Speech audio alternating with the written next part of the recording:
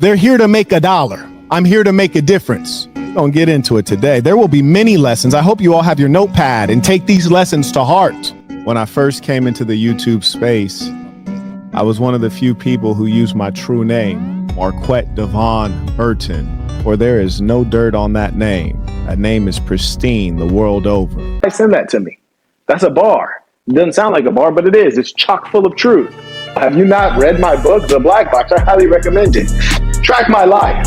Figure out how much experience I had to get and how much struggle, how many businesses I had to build and fail to be able to be here and talk to you and explain things with wisdom, the wisdom of experience, not the guesses of you. Please do rewind the script and let us take a listen at this theater at play. Not the information that you get from Google, but those things you can only know from having lived and done things in this world, failed at things. And I can tell the difference between someone like me who's really done business, whether it was successful or unsuccessful, and the masses on the internet who basically just speak about that which they know not. I don't mind being late because I was pursuing my dreams. That's a beautiful statement to be able to make. And it's true. You dig? Here we go. Welcome to my life, by the way. Welcome to my life, ladies and saints. I'm about to share a bit of my life with you. And as we are all human beings, sometimes bits of my life will become bits of your life, which is to say that we may share a common path. So pay attention, for there are many, many lessons. I could sit here and tell you guys the truth of everything and people will still be broke. You feel me? Are you guys ready to open your eyes? Or will you remain in a slumber? That's how we landed here. That's how we landed here. You're sleeping. If you seek the truth, you may find comfort. If you seek comfort, you will never find the truth. If you seek the truth, you may find comfort, but you also may find great discomfort. Sometimes the truth is extremely uncomfortable. As I said, I'm the conscience of the internet. Anyways, let's go ahead and get to this news. Breaking news. But red pill is nonsense. There's no standards. You got fat red pillars. You got skinny red pillars. You got buff red pillars. You got emaciated red pillars. You got ones on drugs, ones on... It's just ludicrous. I mean, not a group I'd want to be a part of. A group where anyone can join. Absolutely not. Anyways, it doesn't make much sense. How much sense does it make to have any dating podcast or men's focused podcast, and men are interested in women, and you're bringing on a dude who dates other dudes? This is strange. What I'm telling you guys is that your sacred spaces where you think that you're fighting against the Matrix, I'm telling you that is the Matrix. I'm telling you that the men that claim they're alpha males are not the alpha males. I'm telling you that it doesn't make any sense that you trust guys who are married to tell you about dating. It doesn't make sense that you trust guys who are overweight and out of shape to teach you how to be a strong man. I'm telling you, it doesn't make sense to listen to dating advice from guys who date guys. I'm telling you that the world is upside down currently. I'm telling you that the ones who talk about the Matrix as a bad thing are the Matrix. Come on now. You guys you're a savage. Okay. You're a beast. Okay. You're a real man. Okay. You're RP. Okay. We're just a couple sentences in, and it's been so instructive so far. I mean, there's just so much that we can extract from this. Now, one thing I want to shout out to Marquette Devon Burton. Shout out to that man, host extraordinary, because that man was truly, Marquette Devon Burton, the Saints, they call him the Saint for a reason. That man was truly saintly. And shout out to all of you, because we really do have the leadership class here. There are no dummies that follow my work. It's all real thinkers. Now let's get back to this. This is why people have a problem with Marquette Devon Burton, because I can't sit here and listen to somebody go through this nonsense without being like, hold on 1 second. You're dumb. Hold on. You're dumb. Like, in truth be told, we're in that era where it's like, Man, desperate times call for desperate measures. We have too many dimwits having a lot of kids. We need to balance this out. We have a society where it's not survival of the fittest, it's survival of the weakest. You heard me? I got a lot of bars saved up. People who listen to me, these are high IQ, high earning people. Believe that. I wanted to help the kids and teach them that there is a way to make it in this land of opportunity. I went and became a teacher because that's how I rose up through education. That's my problem. I can't help it. I'm driven by my principles to a fault. Because the truth is, there ain't many like me. The people who are as smart as I am don't care to talk to you, and they don't care about you. They're part of something called the intelligentsia. Why don't they care to talk to you or teach you anything? Because they're already financially well off. There's no incentive for them to rock the boat or change the system because they benefit within the existing system. And I'm strongly driven by morals and principles because that's what I was raised on. But anybody else that's driving a six-figure car and lives in $1 million house and has a lot of money, they're not going to try to change the system or help you out. So appreciate me while I'm here. So please pay attention. The ism is deep, apparently. They ain't getting it. Now, let's teach some man lessons here. Because the American government will not be around to support you, I promise you. They can't even fill the potholes in the roads today. They're in trillions of dollars of debt. By the time you are old, you will have to provide for yourself. You need to start preparing now. So this is what your government is doing. So for every single person in America, they all owe $100,000 if you want to look at it like that. But here's hundreds of thousands. Here's hundreds of millions. Here's hundreds of billions. The national debt is at 34 trillion and it's growing as we speak. Wow, was that $1 million that we just grew in debt while I was talking? Okay, so we're growing millions of dollars just by the seconds. That's how incompetent your government is. It's sick and sad. Evil, in fact. How do you live in the greatest country in America and there's no evidence of that? In the United Arab Emirates, cranes everywhere, they're building. It's a dreamland. In China, cranes everywhere. They live in the future there. In America, decay, decrepit roads, hollowed out blocks of abandoned homes. Our infrastructure in decay, our kids not being taught right, immigrants, illegals invading our borders.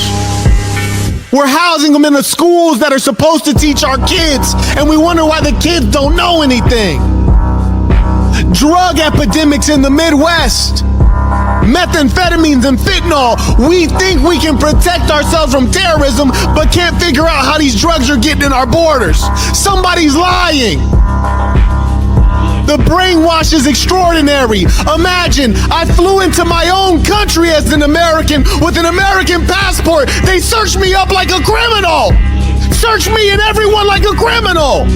The guy at TSA barely speaks English, is telling me I'm not qualified for global entry. I've been flying around the world with no problems.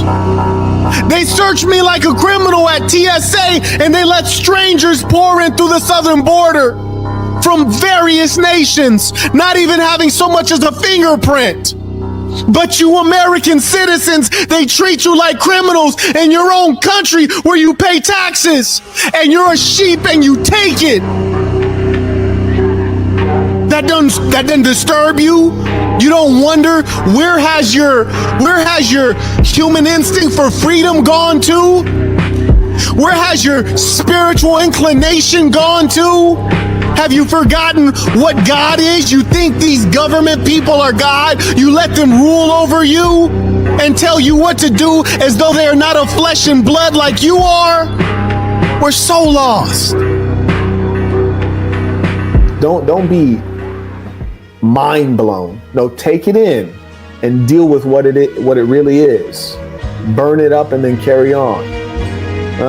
A lot of the things that you pay for monthly, like a car, a house, all these things, they didn't used to be monthly payments. Yeah, I know, you might not believe it. Yeah, it used to be that if you're an American, you save up your money and you go buy a house, and the house was $30,000. And you can save up $30,000. Yeah, you go buy that joint cash, and it's accessible to everyone to do that.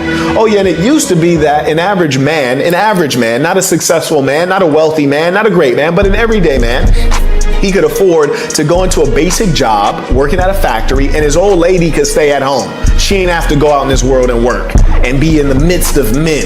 Yeah, he could afford that on a janitor salary. That's how it used to be. And he could also afford to buy a home on a janitor salary. The problems we're experiencing right now are due to bad government. Intentionally bad.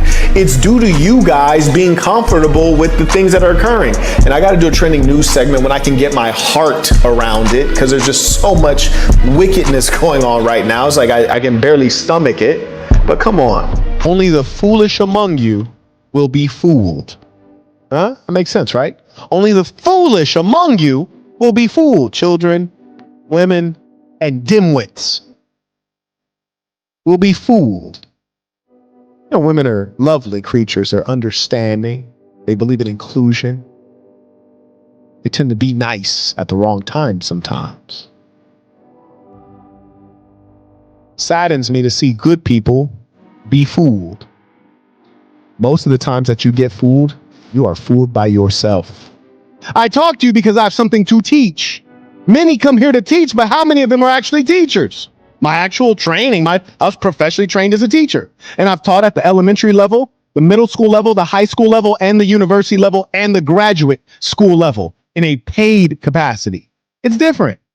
Come on now. They're here to make $1. I'm here to make a difference. Understand. And not all of you will. I speak to the leadership class. I don't speak to the dimwits. They'll never get it. And you'll notice that consistently when people are lying or making up things, they cannot elaborate, which is to say they cannot add detail, they cannot explain. Similarly, you'll see when people make up things about me, they can only use the lies because the truth of who I am is quite impressive. And when they make a claim, I say, okay, well, explain it to me. They can never explain. So that's the simplest way to break apart liars. You let them talk long enough, it always falls apart. Like you're making up a story right now. I don't believe you. This is nonsense. Anyway. But don't lie to us like we're stupid. Come on now. That's number one. When I hear people make up stuff like that, it just makes me want to like put my footrest up. That's what it makes me want to do. I'm trying to refrain from that though. Hashtag broke boy. Look at people just making up stuff in the comments. It's ridiculous.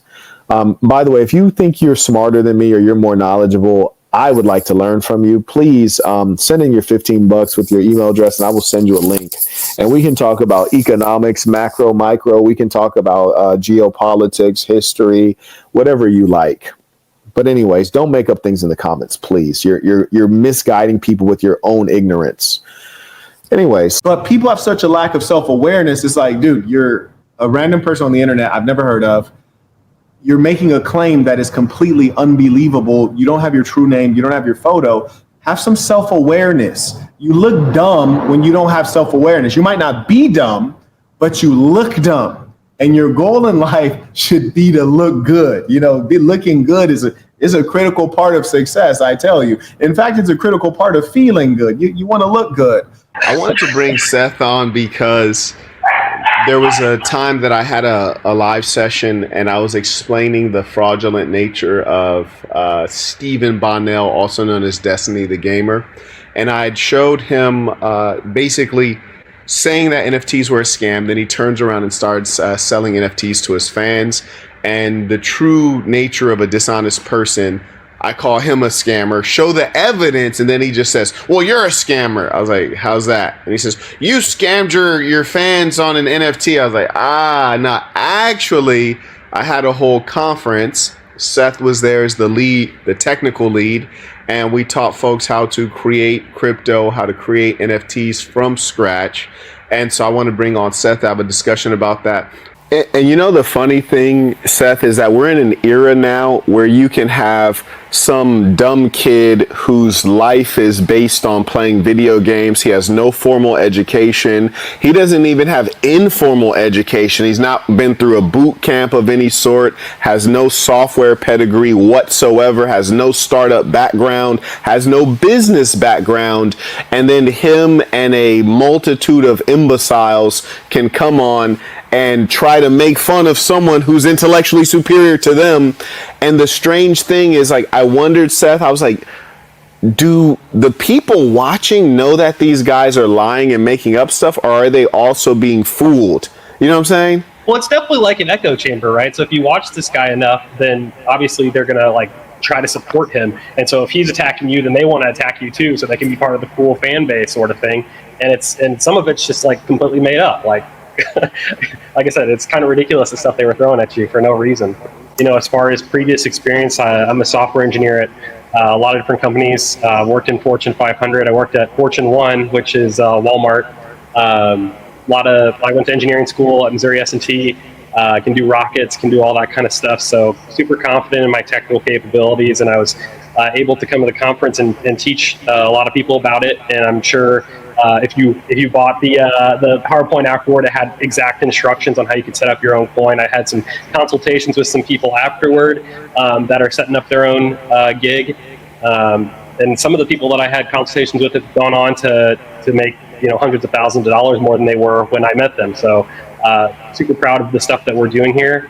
Peace of the Saints. Love it that I'm able to say all this to you guys.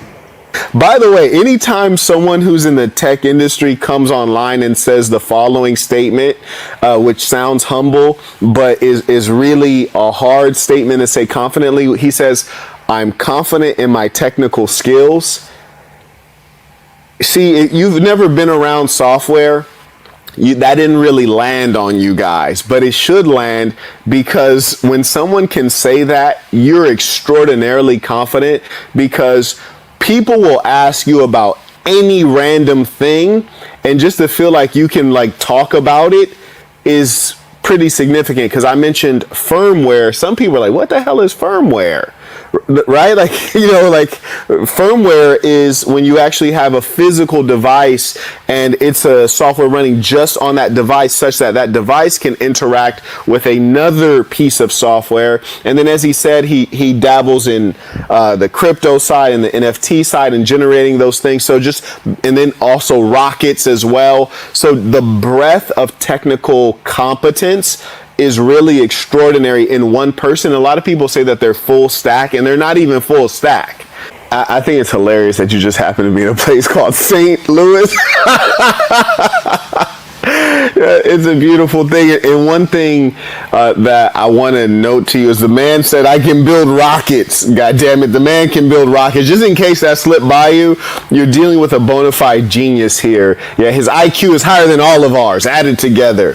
So have some damn respect. I just thought it was funny that I watched that Destiny clip and they were like making fun of you for saying that we built this wallet and everything in the CLI. They were saying, oh, I got my command line up. How am I supposed to do this? I was like, it's literally right there. Read the instructions. Like, what are you trying to make us stupid? Like, that's exactly how you do it. You can either put it on a USB drive, you can put it on your hard drive, you can, there's like cloud wallets you can put it in, but all this stuff can be accessed through a CLI for whatever blockchain you're working on. So it's ridiculous that these guys are coming on and saying, making fun of you for saying that, yeah, we did this through the CLI. You guys saw it. It was in the terminals, all that stuff. So they're just defrauding you. It sucks. It's a total shame.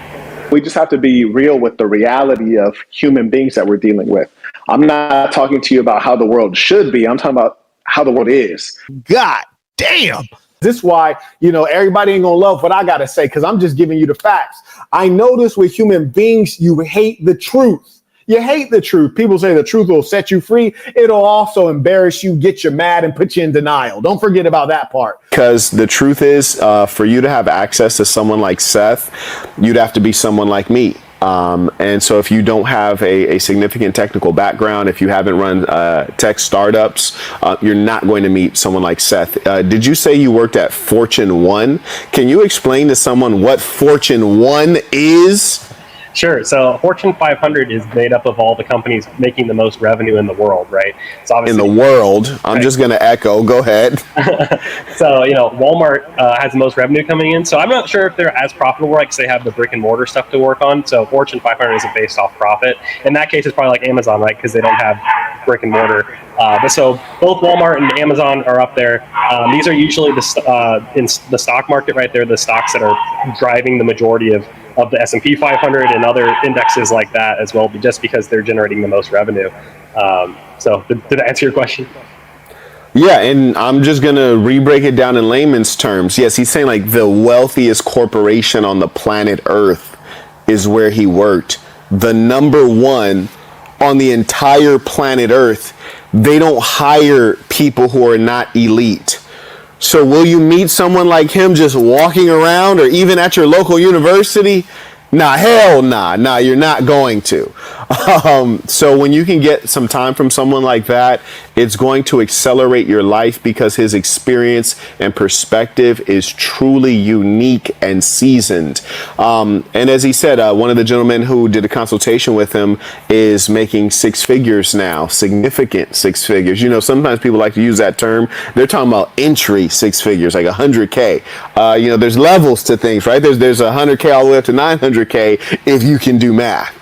So anyways, there's that. We do have the conference, which you can get at thesassin.com/products. I also, Seth, I don't even know if you know this, I have a course, and I'm going to be doing a live session for this one upcoming soon because we just finally made some progress because we were getting jammed up by Amazon Web Services. I have a course called How to Create and Monetize Your Own App. And the reason I did that course, because you've been in the business and we've both had some success and some challenges in the software business, and the revenue model to me is the heart of the challenge. Anyone can build an app, but selling an app is a different story.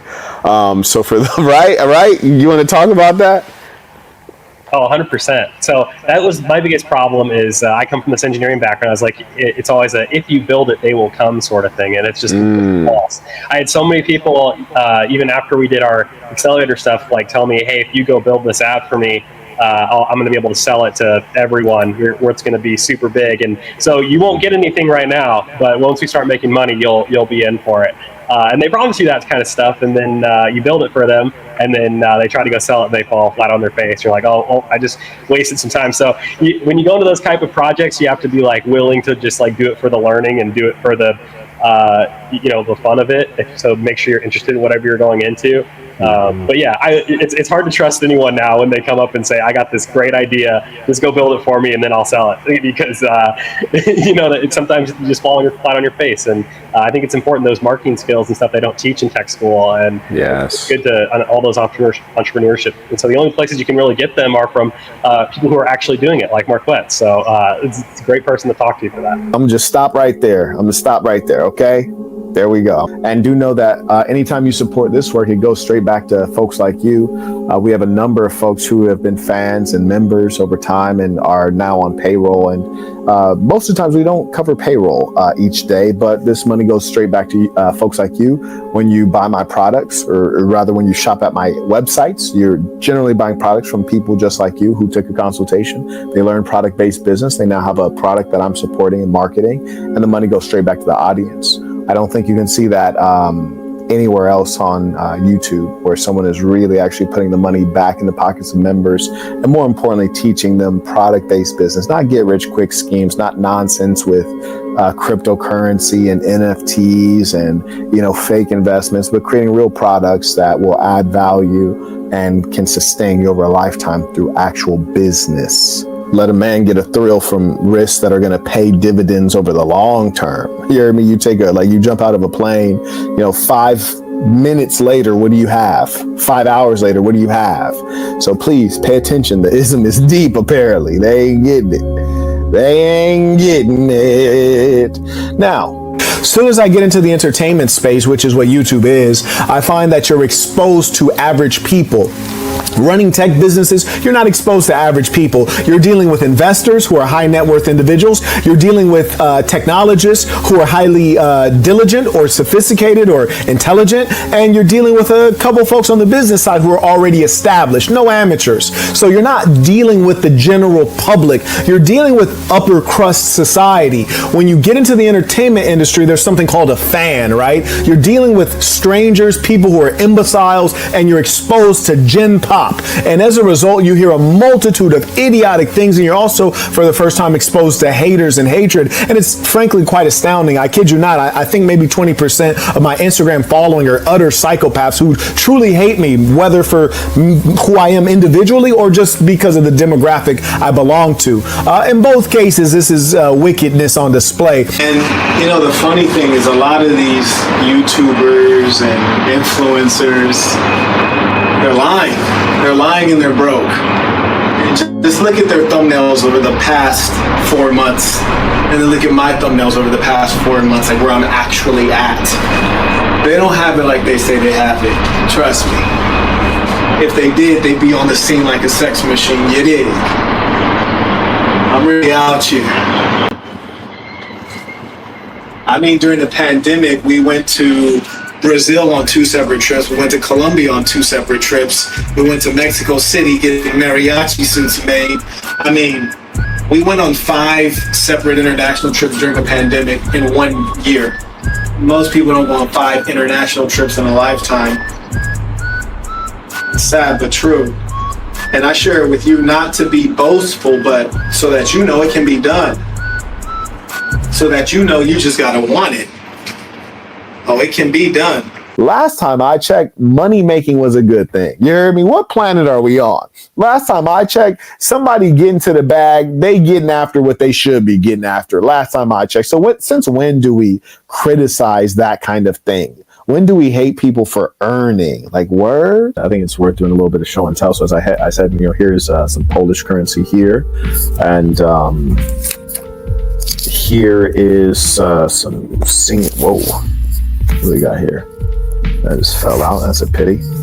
Here's some Singaporean currency. These are Singapore dollars right here.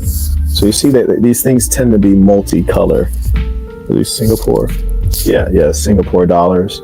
So these things are multicolor. So quite beautiful for the other currencies in the world, no doubt. I'd say like most of them look much better than our own. But our own is unique in that it's uniquely ugly. It's uniquely monochrome in the coloration. So very simple. Ours do not tend to have buildings on them or animals, or in Africa, you'll see animals in Brazil, and you'll see animals on other people's currency. This is the country of Georgia right here. And so you see these multicolors and different sizes as well. The Japanese currency is quite fascinating. Here's Japan. It really looks old world, but you see they have the animals and different. You'll see architecture and things like that on different currencies. But anyways, our currency is iconic. No one else's currency is iconic. You hear me? I don't want to hear what, like, if somebody else said like, oh, the euro is iconic, please stop. No, them Benjis are iconic. You dig? Them Benjis are iconic. So with that being the case, these are dirhams from the United Arab Emirates. Most famous city you might know from there is Dubai. So these are dirhams. And as they have like random cultural items on it. They don't necessarily always have like a man's face. I think that's something very fascinating about the European mindset. And I think the European mindset, especially historically, has been, these folks are pretty smart. They're pretty sharp. Not today, but they've been pretty sharp. And here's Kenya. It's African currency, obviously, in the country of Kenya. And there you go, a lion. That's keeping in line with stereotypes, right? Then you have the Swiss franc. This is a fine currency. Like, I would for sure be down to load up on Swiss francs, right? That's a good one. So another franc, yes. So anyways. They'll never get it. We getting into it today. We're going deep. Pause. I think Tommy might have liked that. You heard me? Tommy and them other guys, I like people to fiddle around with their backside. Getting excited watching this. It's a shame. It's a shame. Also, may I say one more thing? When you look at all these other rascals, you wonder why they don't stand on principle, mostly because they're broke and ugly. And don't trust people who are broke and ugly. But the fact of the matter is this: they came here for a cash grab. All you have to do is look at their word. Look, what were they before YouTube? What were they before they started babbling in front of a microphone? Nothing. Every single one of them.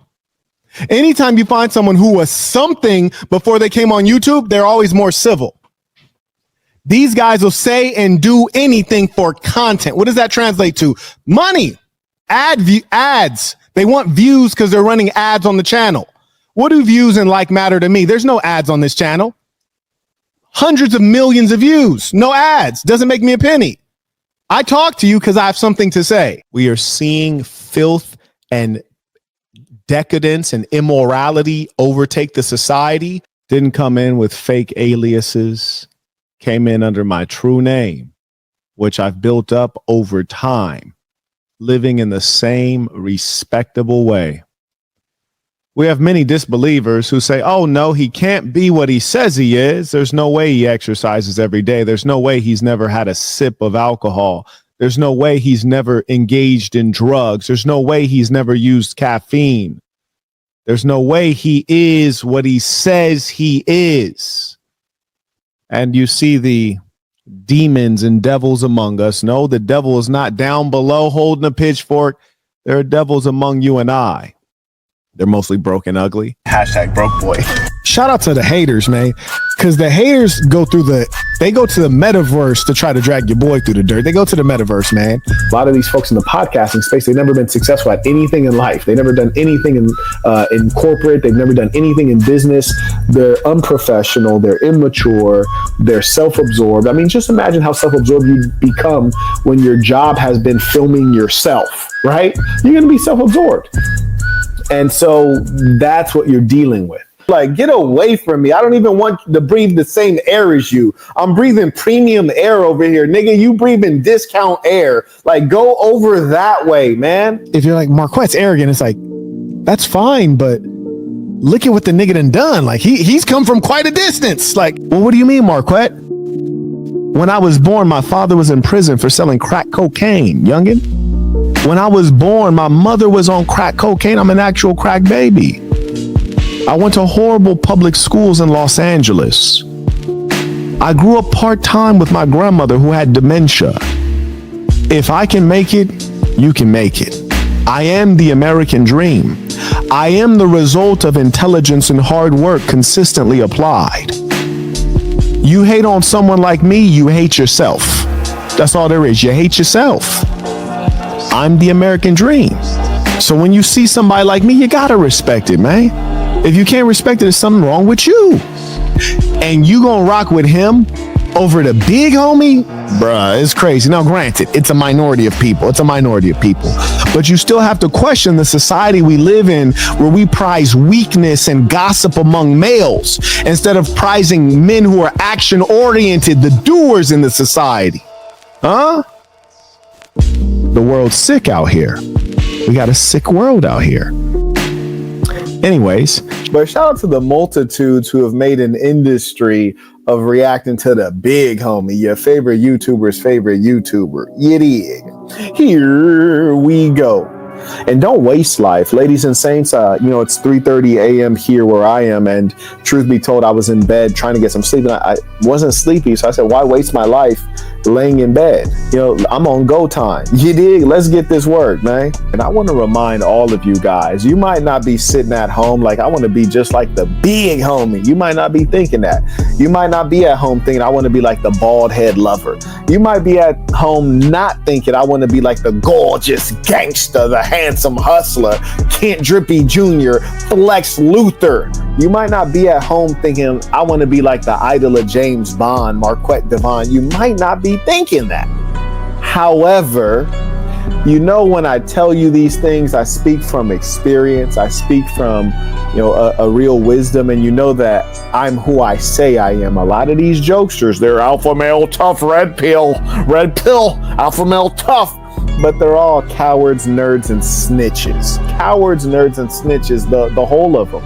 And I encourage my haters who were so gassed up when the coppers pulled me over with a clapper on me and many bands on me. Not like the rappers, they had them bands of 20 thou wow. Nah, the big homie had big bands. You dig, lots of them.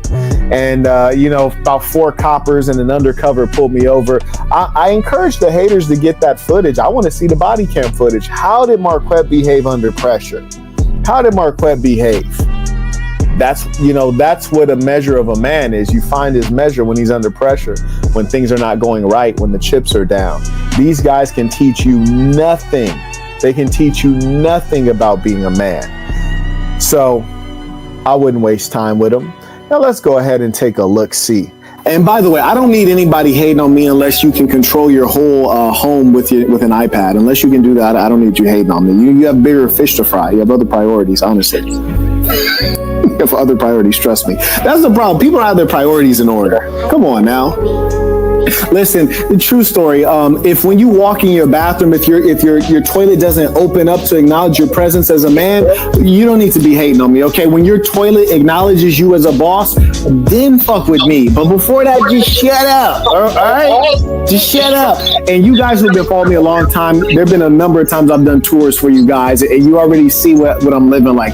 If you guys have came to Saint City for my conferences, we do the conference, which is what you paid for. Then I take you out to some crazy penthouses that you ain't never seen nothing like it. If your toilet does not acknowledge you when you walk in the room, shut up. Go ahead. I crush every bone known to scientists. Little homie, we are so not on the same level, man. I smash more broads than you. You dig? My cars are not in threat of being repossessed like yours are. I will sock your out so easy. I look better than you. I'm taller than you. I'm stronger than you. I'm more everything than you. Don't you ever bring me up, boy. Boy, it's a joke for you to bring me up, man. Anyways.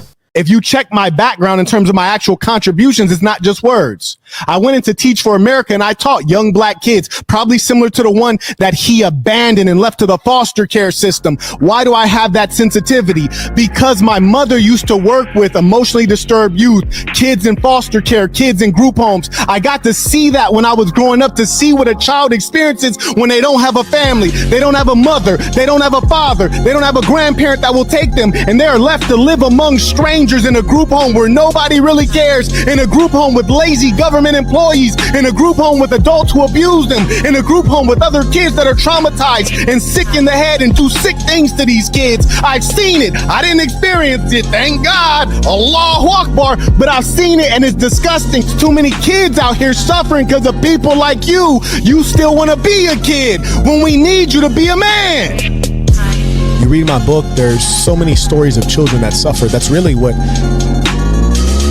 changed my trajectory, seeing the kids suffer. That's what made me found a nonprofit. Hell, that's what made me become a teacher. That's where I direct my philanthropic dollars to this day. Kids who don't have parents, kids who are missing parents. You suffer when you don't have that one person in your life who loves you no matter what. Do you know what it feels like not to have a mother? Most of you don't. And that's a beautiful thing. Allahu Akbar. It's a beautiful thing. Because a mother loves you no matter what. No matter how incompetent you are, how fat, stupid, ugly you are. You were born with genetic defects. She doesn't care. She loves you. There's a love that is so pure that comes from a mother. You'll never get that anywhere else. You will not get that from your wife. You won't get it from your father. You won't get it from your siblings. Imagine what it's like to be a kid without a mother. Those are the kids we need to put some energy into. Like all this energy into debates. It's like, what are you doing, really? And I always welcome meaningful competition on doing good things. You might be sitting there like, Marquette, what have you done for orphans? And I can go through it. And I'm very proud of that work. It makes me feel like a worthwhile person. And I would encourage you to beat me, to outperform me in helping children. But I would never try to outperform you in a fucking debate. The real topic is masculinity. Welcome. Welcome to the intelligent world. I tricked you to get you here, stupid. But you guys are here to learn. There's other large YouTubers who actually subscribe to me publicly. I always, when I see these big YouTubers subscribe to me, I'll screenshot it. It's a couple big YouTubers I'm not going to name. They subscribe to me, and I hear them on I'll hear them on Piers Morgan, and Piers will ask them something, and then they'll say something, and they'll quote me verbatim without quoting me, without acknowledging that it's my words. So I'm your favorite YouTuber, Freshly Snipes. Freshly Snipes, Ken Drippy Jr., Devon Gotti, the one they couldn't stop me. The idol of James Bond, Marquette Devon Burton, the Saints and the Sinner. Oh, we going in today, ladies and saints. I don't even know what TikTok money looked like. I don't even know if you can make money on TikTok because I got banned at like 250,000 subscribers. I don't even know what TikTok money means. They never let me do ads on there. I don't know what Instagram money looked like. I never made a penny on Instagram. I don't know what Twitter money looked like. I never made a penny on Twitter. I barely know what YouTube money looked like because they don't let me run any ads on YouTube. And I never tried. And when I first started, I told you guys I'm not going to run ads. You're going to watch my content ad free. So I don't even know what YouTube money looked like. So tell us what the money looked like. Don't nobody give a damn about your subscribers, my boy. He's a weird ass nigga. It's crazy for me to think of that. Like, wow, I've been doing YouTube for 4 years. To me, that's unbelievable. It's unbelievable. It's hard to accept, but I feel like this is all fickle and fake because I don't perceive like making a video or making a live stream to be a real value add because I'm used to very tangible value ads. And that's why I always talk to you guys about product-based business products. Like here's a product. I actually punched my speed bag off of the goddamn thing. So this is a terrible product, but the fact is it is a product indeed. And products pay, whether people like you or don't like you, products pay. So I still do product-based business. I still do business in general. I still invest. I'm still acquiring assets. I'm still doing all of the things that will keep me paid and keep my money machines rolling without YouTube. And I've not invested fully in YouTube because I don't trust it. I do not trust it. I don't trust the people who own YouTube, the Google corporation. I don't trust the fans. I don't trust nothing about it. So the fact that I'm 4 years in and I still am like, wow, this is a privilege. It's a privilege for me to be able to speak to you. It's your privilege to hear. It's my privilege to speak. We are both privileged, and privileges can get taken away at any moment. You track a lot of these YouTubers, you track their background. They were on like dating shows, they're on reality TV. They wanted to be famous. No, I never wanted to be famous. Not at all. I have bigger goals and more important things to do than YouTube on a regular basis. And so I always prioritize those things. When I stop to talk to you guys, that is me taking a break from a beautiful life. And so if I can unpack or knock out two things at once, I have to because I'm that busy. I'm not like those nerds that are in their studio 24/7, they never go anywhere. I've been to 7 countries already, 7 countries in the last couple weeks. So I'm moving very quickly for good reason. So that is why, if you want quality content where I sit down, take out time, go through lecture notes, become a member at thesassin.com. That's THESASN.com. If you want quality, focused information, purchase one of the mini courses. If you want free information, then you're going to get free information at my convenience because I am a busy businessman, and that's just the fact of the matter. You might consider being thankful. You heard me? You might consider being thankful and ask yourself, okay, what have I done for Marquette Burton? Not a damn thing. He doesn't even know my name. I've never done anything for him, but I've watched his content for 4 years, never sent in a single dollar. You have no right to complain. You should just be thankful. So I want you guys all to go through your life with a sense of being thankful. It's important, okay? Shout out to those really supporting. And also shout out to the freeloaders who haven't clicked the like button or anything. They're like, look, Marquette, I have no respect for anything on earth. I'm not clicking the like button. I'm not sending $1. And I'm just here. F everybody. A shout out to them too. We need you. I make videos. I make live streams. But the big difference is that I spend time in real life. I spend time on the phone. I spend time on text, unpaid time, because I care. And it has so much ROI. And the most important thing that I'm trying to do is to create an example the kind of example that a guy like Brandon Jamal never had. But you's a soft nigga, B. You's a soft nigga. What is soft?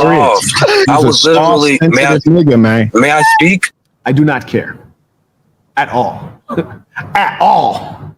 There's a lot to break down here. It's very educational.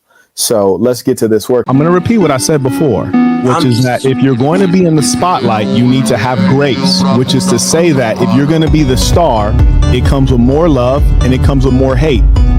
That is the job. It comes with more love, more hate, more money, more women. That's the job. So if you can't handle that, then it's not for you. Like all of that and all that, that's not necessary. I'm telling you what I've been trying to tell you what the biggest frustration is, and you won't let me finish my thought. I told you from the jump, I have a stutter. What does that have to do with anything? I'm everything, because we're talking. It's not a disability because I don't wear it, but it kind of is. That's why I can't freestyle. Speaking is difficult for me. Can you imagine, darling? I'm sorry. I think Brandon's taking a little bit of time to compose himself. While he's doing that, while he's composing himself, listen, that was the most professional shit right there. I felt like one of those like weather newscasters or something, like you, or like, you know, one of those newscasters like, yeah, I'm here right now in Beirut. It's a crazy war zone, and, you know, and like everything's, and then all of a sudden, an explosion happens and the news reporter dies, and I'm over like, okay, you know, it seems like Brent is having a little bit of trouble over there in Beirut. We're going to go and break to the Dodgers game right now. Just like doesn't acknowledge that shit at all. I felt like it was like that. It was really professional. Like I let my nigga cry and just went on with the show. I could have been like, this nigga crying, this nigga in the car crying. Like, you know, he going to go in the car and cry. It's disrespectful. I could have really went off on that. You feel me? Like if anybody's like, you're a clout chaser, nigga, that was my moment right there, nigga. That was a viral moment. A nigga crying on live. People who take individuals like this serious, it's just like, that's why I don't want to see these guys with a platform. You're a loser. You're a loser. Those are called the facts, okay? Upon my word, I will send the chariot for you. We can come and have a duel. Here's the irony of life. It's the cowards that suffer. Yes, the ones that scared and don't want the smoke. That's the ones that always get the smoke. Yeah, the ones that don't want the smoke, they gonna get the smoke. Yeah, but the ones that's like, smoke, I'd love some smoke. Don't nobody want a barbecue. I'm just here to teach, man. I tell you the truth of how to live a happy, peaceful, prosperous life. When I tell you guys, do not engage in intoxicants, drugs, alcohol, that is because it will destroy you. It will not only destroy you directly by adversely affecting your health, it will put you in horrible situations that you do not want to be in. I promise you, man, we're in a wicked society with a wicked government. You're going to need to be clean out here. Keep your nose clean, man. An example of leadership, an example of masculinity, an example of being a rock in your community, a pillar. People come to you and you can help. Not where you're always going out asking everybody else for help. That's not a man. I was teaching school in Baltimore, Maryland, 11-year-old kids, man. They wasn't as soft as you, Brody. You can read about it in this fine masterpiece called The Black Box. You can get it on Amazon Prime. Over 500 reviews, all 5 stars. Why do I bring this up? Because this is a great book of guidance and truth for all of you. And if you haven't read The Black Box, you are missing out, I promise you. And I don't say that to sell books, because truth be told, I don't think books make much money unless you're, you know, JR or whoever the hell, or Tolkien, or whoever writes those damn Harry Potter books. Unless you're that, you ain't making no real money off of books. I wrote it because it is a guide to life today. It's a guide for the day that we live in. What use are you as a traumatized man? Can you support a woman? Can you guide a child? Can you rule a nation? You can't do any of the above. People who go around talking about their trauma, 9 out of 9, they're selfish. Why? Pity me. Woe is me. Help me. Feel sorry for me. Give to me. But what do you give out? Listen, I like to, you know, big myself up just as much as the next guy. I tend to think I sound better when I'm talking fly, you dig? But what I'm about at this stage in life is not making millions of dollars. I'm about making millionaires. I want to help the rich get richer, you dig? Yeah, people who are rich in spirit, who are rich in ambition, come to me. I want to make you richer. And there's a lot of you like that. You're going to do so much in the world. And if I can help you magnify what you're going to do or be more confident in your approach, I feel like I've really brought some gifts to the world, you see. And of course, as have your parents. But if I can help unwrap it, man, that's an honor. That is an honor. If I can be a footnote in your life story when you write it, I'm happy. And when I brag, when I really do my real bragging, I'm bragging on what I've contributed to other people, because that's the greatest measure. I'm bragging on the goodness that I've put out in the world. That's the greatest measure. I don't want to hear somebody talking about, oh man, I was viral. I went, 3 million views and I got 72 subscribers. I don't care, Brody. I don't care. That's the kind of man I am. I'm talking to you the way I would talk to you if you were sitting in front of me. I'm not talking to you with extra confidence because you can't touch me. I'm not talking to you with extra rudeness.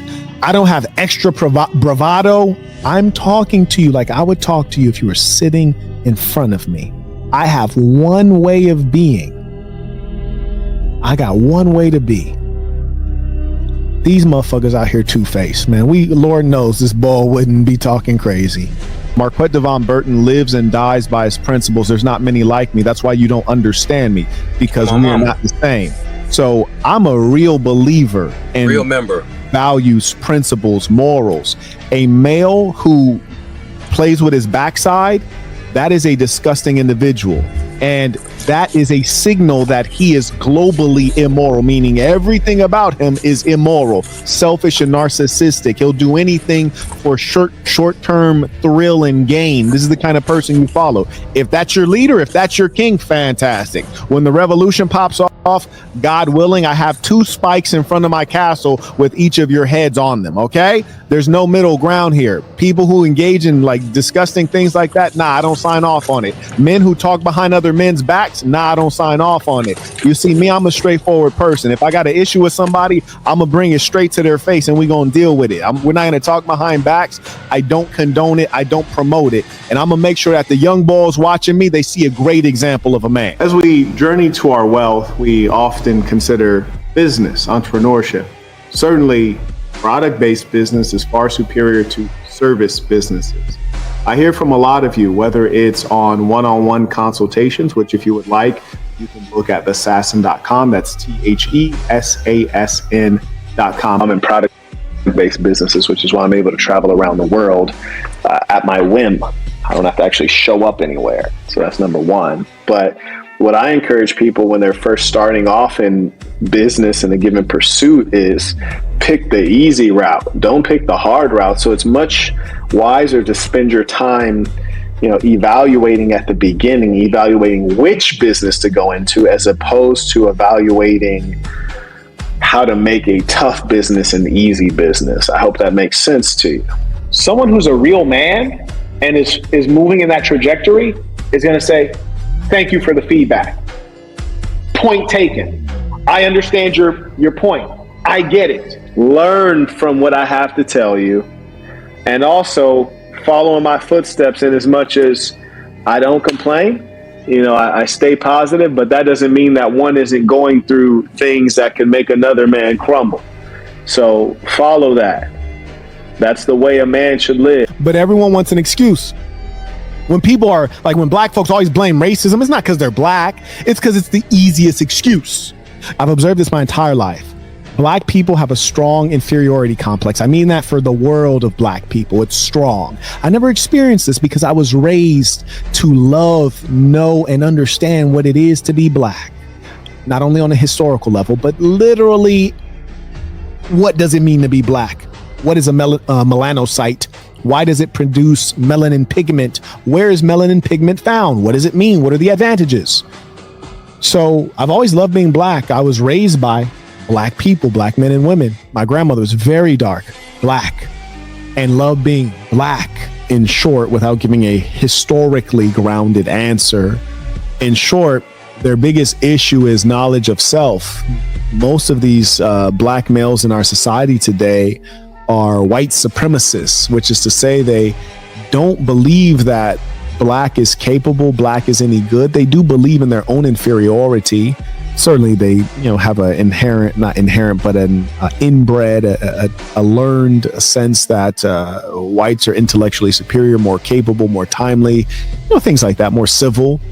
And, in some ways, the evidence appears to show this. And so in their lack of self-knowledge, when you do not know the self, when you don't know who you are as an individual, but more importantly, on a biological, scientific level, what does it really mean to be black? And then on a historical level, what are the accomplishments of your people? Have the black peoples of the earth ever been great? When you're not familiar with that, then you feel as though you're a part of a people who have only had enslavement as a history and who are doomed to only be successful at certain things that you've observed us be successful at on a consistent basis, that being athletics and entertainment. And so they have a lack of examples and a lack of character education, and poor parenting, come from bad families. And that's why we see this kind of behavior. And that is why we must spread the ism. The ism saves lives. On Martin Luther King's birthday, I say his speech and his message and his ideology, garbage. That's a critique. I have a dream. Nonsense. That's a critique. And then I say, I have a plan. Let me tell you what it is. I give you the oratory with practical steps, and I got a whole organization behind me. Huh? Yes, I actually put my hands in the soil and create. Check my whole background. You'll see it my entire life since I was a young boy. It's different. Everyone can complain. Everyone can complain. Who will build? Huh? I encourage that the saints all consider themselves leaders and businessmen above all. So I never had this inferiority complex, and that's why I always perform, because I was always told this is the best thing you can be. So with that pride, I always outperform. Most black people actually hate themselves. Shout out to Beyonce with the blonde wig. You heard me? Shout out to Meg Thee Stallion, who keeps getting lighter every day. She thinks she Lil Kim or Sammy Sosa. But I say that to say this. People who don't love themselves, people who have inferiority complexes, they believe that they are low persons, though they might not admit it out of their mouth. As a result of this mental reality, they tend to underperform to make sure that their self-view of being a low person always manifests in their material existence. So they screw up on purpose. There are many people who are screw-ups. They're not going to succeed, not because of racism, not because of the systemic racism and the oppression. They're not going to succeed because they're self-hating knuckleheads. That's why. Yeah, and they got every excuse, right? So I wanted to point that out because I observe this behavior in black folks a lot, man. It's not the lack of IQ. It's the fact that you hate yourself, and because you hate yourself, you're going to screw yourself over. Nobody else is screwing you over. You're screwing yourself over. Why? He doesn't want himself to succeed. Y'all don't hear me though. Are y'all understanding this? Are y'all understanding this? So the black peoples were the first on earth. So we have the genetic code for everyone, which is to say whites and Asians or Mongoloids, Caucasoids. And what you might be describing, such as the cheekbones or the epicantic eye fold, is originally a feature that comes from one of the black peoples, of which the Bushmen would be such peoples.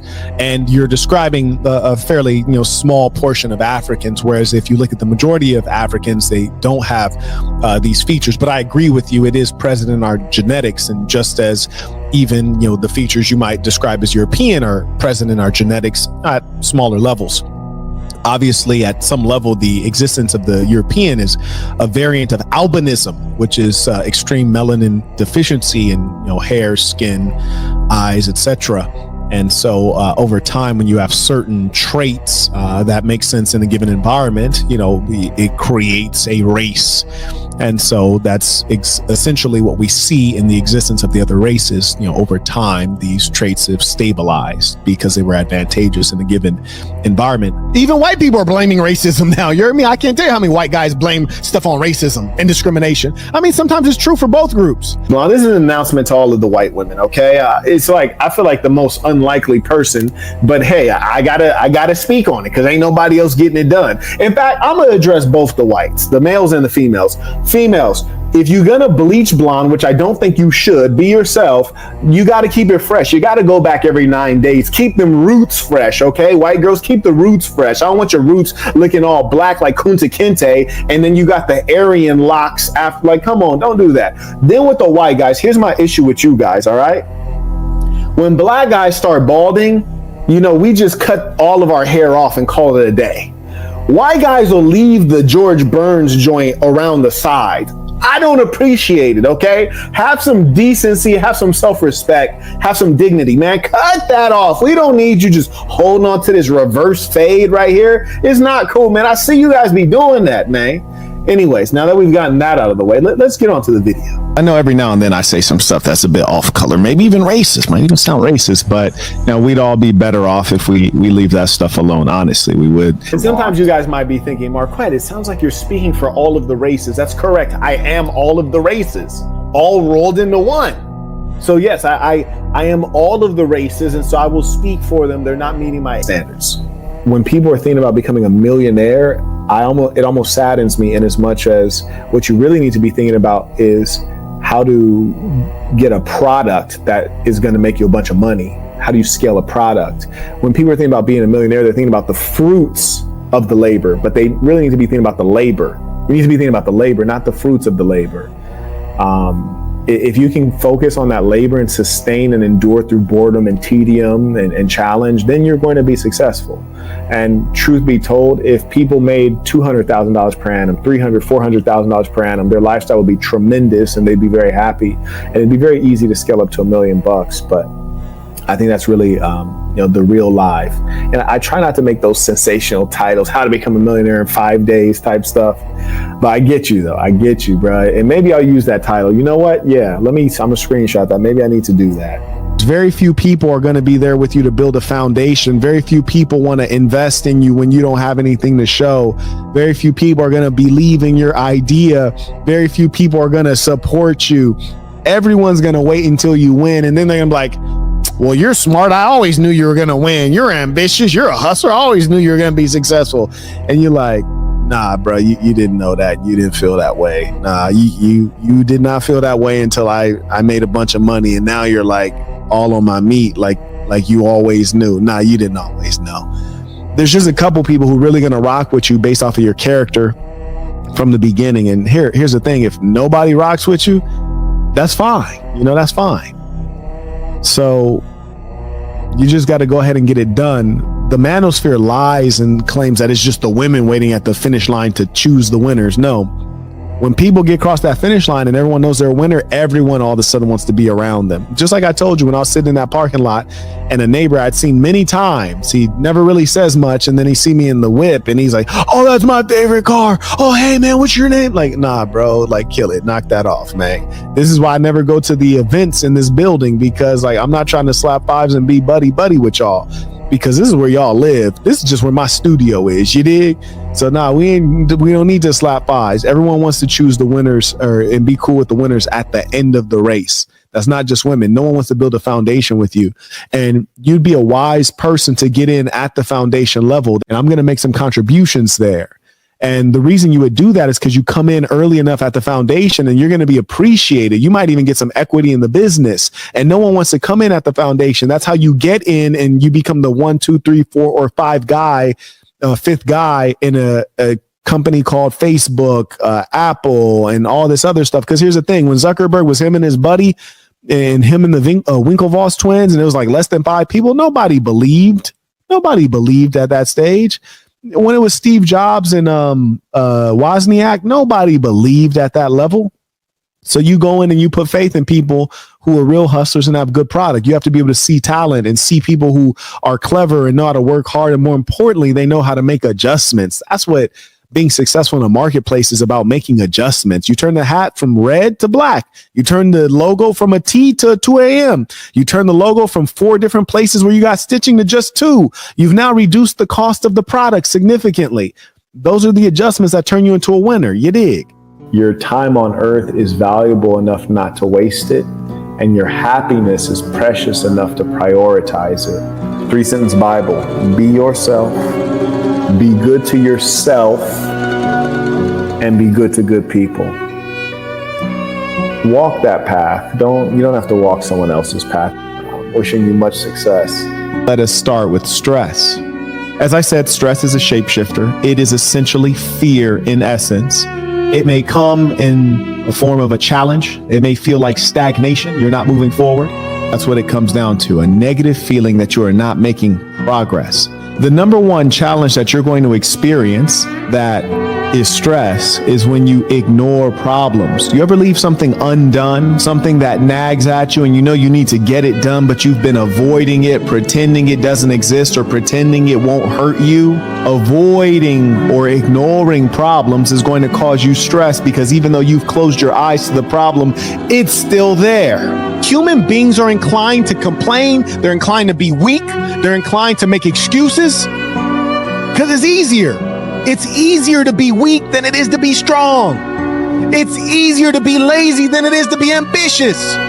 It's easier to make excuses as opposed to make things happen. Huh? Come on now. And you know what? I always love to hear these stories. Not that you were suffering, but that you've gotten beyond suffering. This is the best news that I can hear.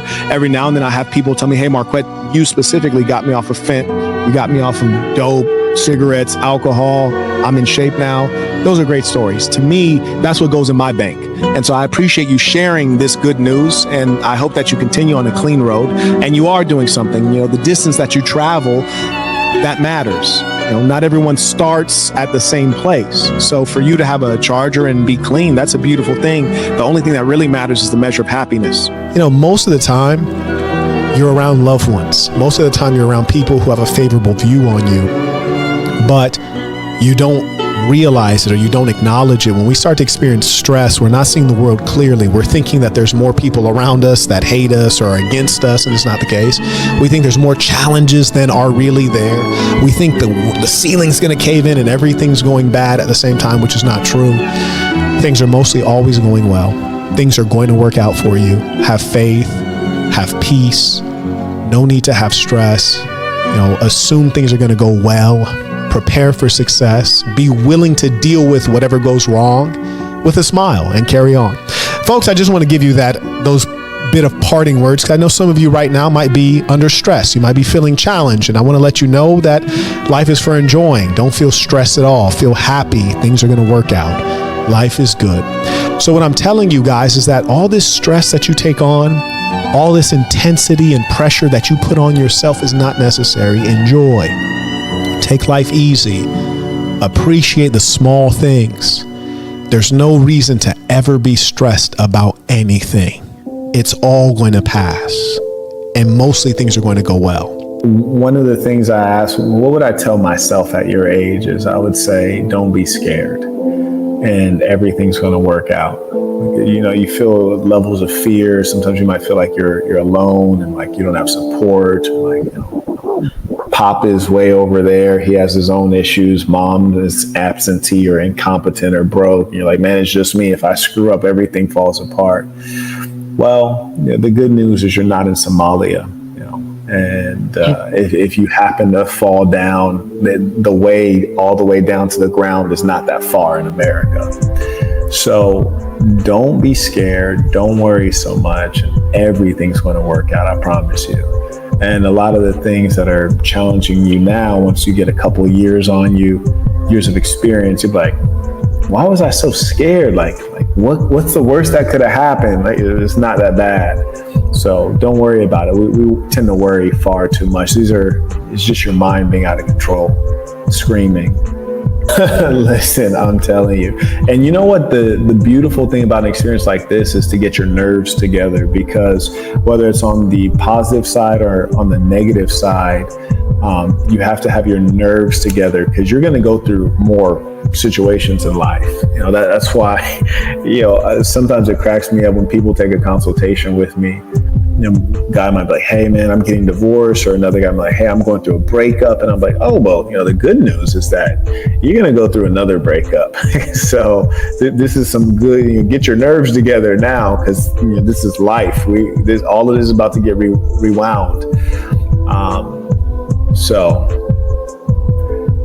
enjoy, relax, don't take it too serious, have faith. It'll all be fine. In fact, I think everybody, the whites, the blacks, the Asians, I think all of us was kind of like, you know what? It was one small step for man, One huge step for mankind. I think we're all waving the flag. It was a beautiful thing. Third man also acknowledge. Moderator extraordinaire writes, the best way to show support is through the dollar. Show Marquette that he's appreciated. Peace to the saints. Also, carry on. Sir, yes, sir. In fact, I'd even go as far as to tell you guys that any guy who follows a woman in general in any form, you're not a man. Yeah, that's correct. That's how I know you guys are secret simps. Yeah, secret simp. Men don't follow women. Men do not follow women. Men do not take women's leadership. Men do, no, you're not a man. You know, there's guys, I'm like, hey, Marquette, collaborate with this podcaster. I'm like, whoa, she's like giving men advice. No, I'm good. I'm good.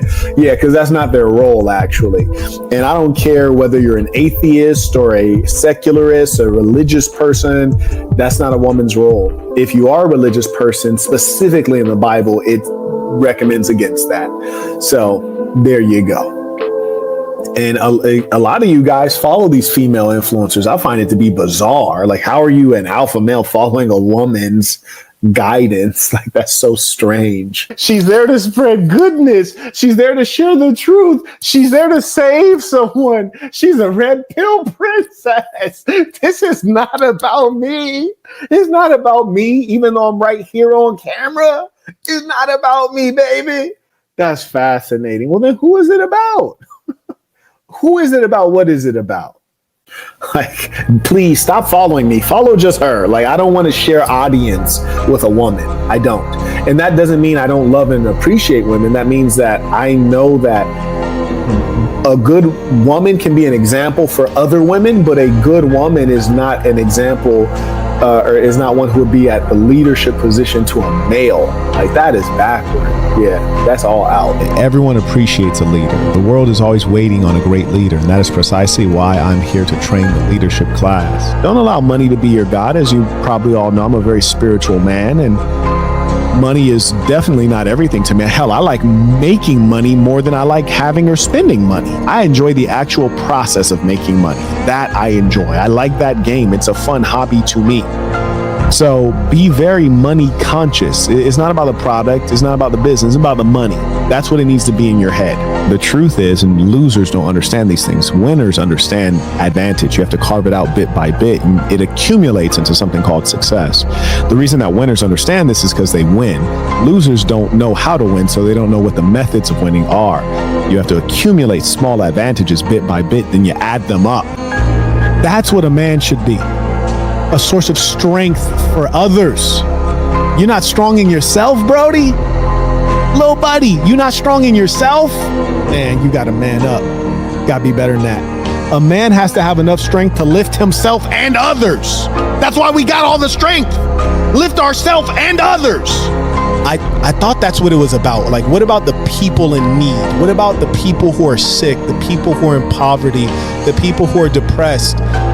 Saying, hey, I'm the smartest one, that does not help them. What about the orphan children? Your debate skills do not help orphans. I think it was a Deutschmark, but whatever it was not worth anything. Sounds familiar. And then one rose up from among them, and he said, our people, we are in disrepair. People look down on us. But let me let you in on a secret. We're the greatest of people. And I will make it such that people respect us as the greatest of people. We're smarter than all the other ones. We're even better looking than them. They all want to be us. We're the most efficient people on earth. And our young men, they shall be fast like a greyhound. They'll be tough like leather.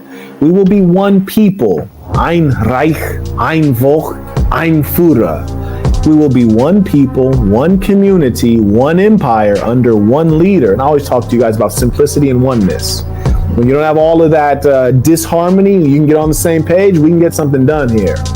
And so the fact of the matter is, he took them out of the gutter and he rose those people up. And it can happen anywhere with the right leadership, people who are willing to do what it takes. And you see the challenges that most men are not willing to do what it takes. Most of them are talking about it, but they're not willing to take the action.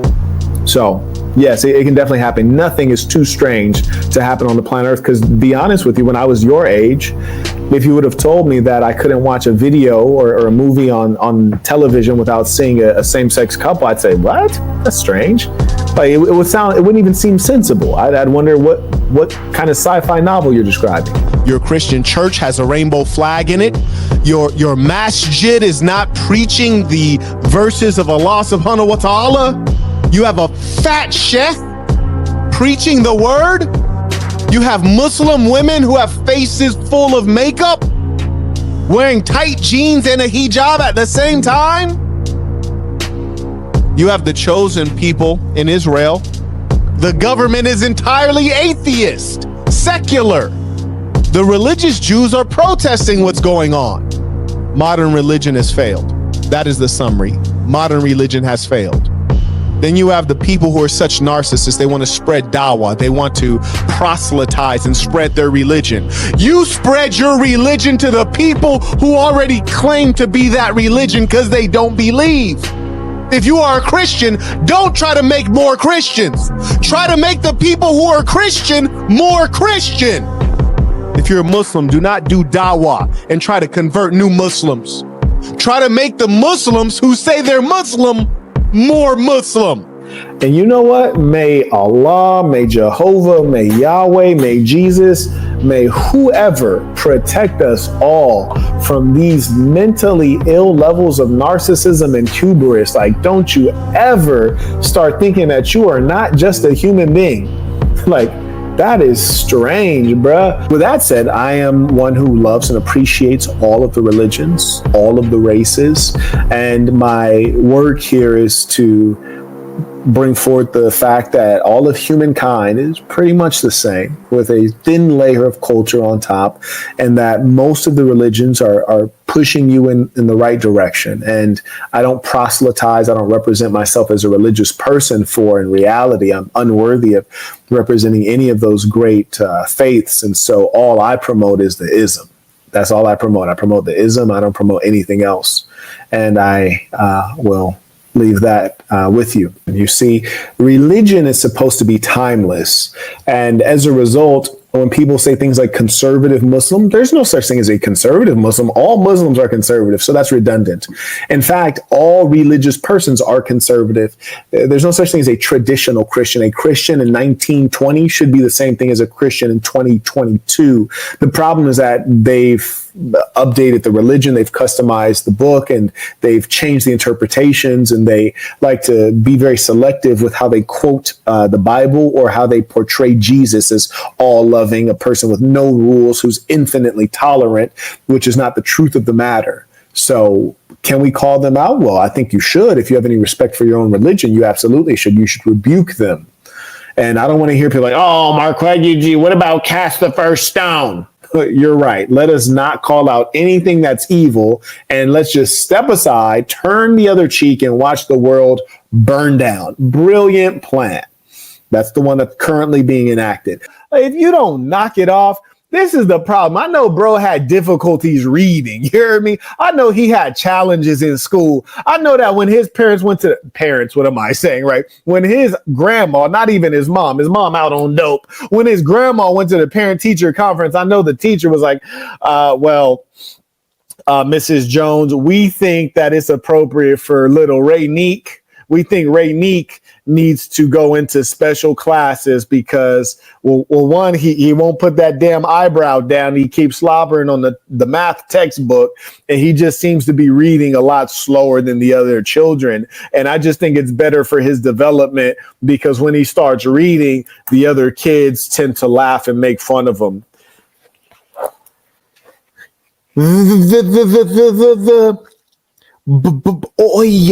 The boy, whole class be holding it in. You ever had one of them slow kids like the boy went to the story. The boy went to the story. You ever had one of them slow kids in your class? Listen, if you did, funny story. You were probably slow too. It was the slow class. You ain't even know it. It's all good though. We still love you. Carrying on. Be yourself. If you're a dirtbag and you'd like to show everyone that you're a dirtbag, be yourself. You may be learning why I stand for the principles that I do.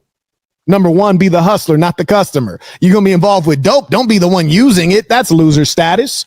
But more important than that, I speak against intoxicants, and we observe the kind of persons who use intoxicants, broken persons trying to self-medicate, trying to make themselves feel better, temporary solutions that don't work, false bandages. They're not really willing to do the real work. I steer you away from intoxicants because they will hurt you. And I know, I've seen it. I grew up in ghettos. I've seen this stuff play out.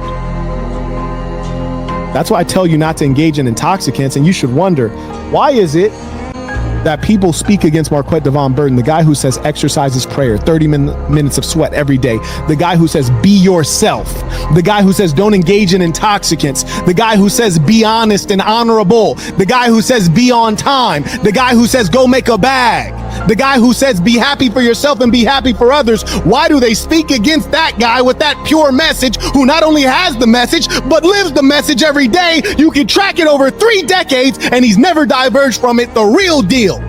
Why do they hate that guy? Because they are demons on earth. It makes no sense to hate that guy. It would be one thing if I told you not to drink, but I was drinking. It'd be another thing if I told you to exercise, but I didn't just finish exercising rigorously. Huh? Come on now. Come on now. We're gonna get into it today. I've lived and had the burden of a king's appetite. I've devoured women by the dozens, gorgeous ones. I've seen the Golden Bridge in Vietnam, the Great Wall of China. I've had suits tailored around the world, from Beijing to Dubai to Monaco to Positano, everything that rhymes. I've seen all of the beauty of the world, beaches in Zanzibar, been in the mountains of Costa Rica, laid with the most gorgeous women in Colombia. Huh? And they weren't working girls, unlike some of you rascals.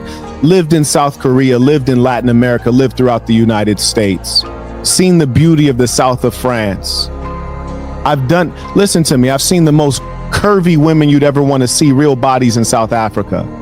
And I was both in Durban and in Cape Town. And the women that you find, Zulu, Xhosa, and various other tribes, these women are built like every man would want a woman to be built. Like an Ocho, my boy, like a number 8. 40% of them have significant wagon. You hear me? And check this out. I'm talking to one of them, and I'm going to release an interview shortly. It was a pre-recorded interview I did with a South African prostitute. Nice lady. And a very powerful interview.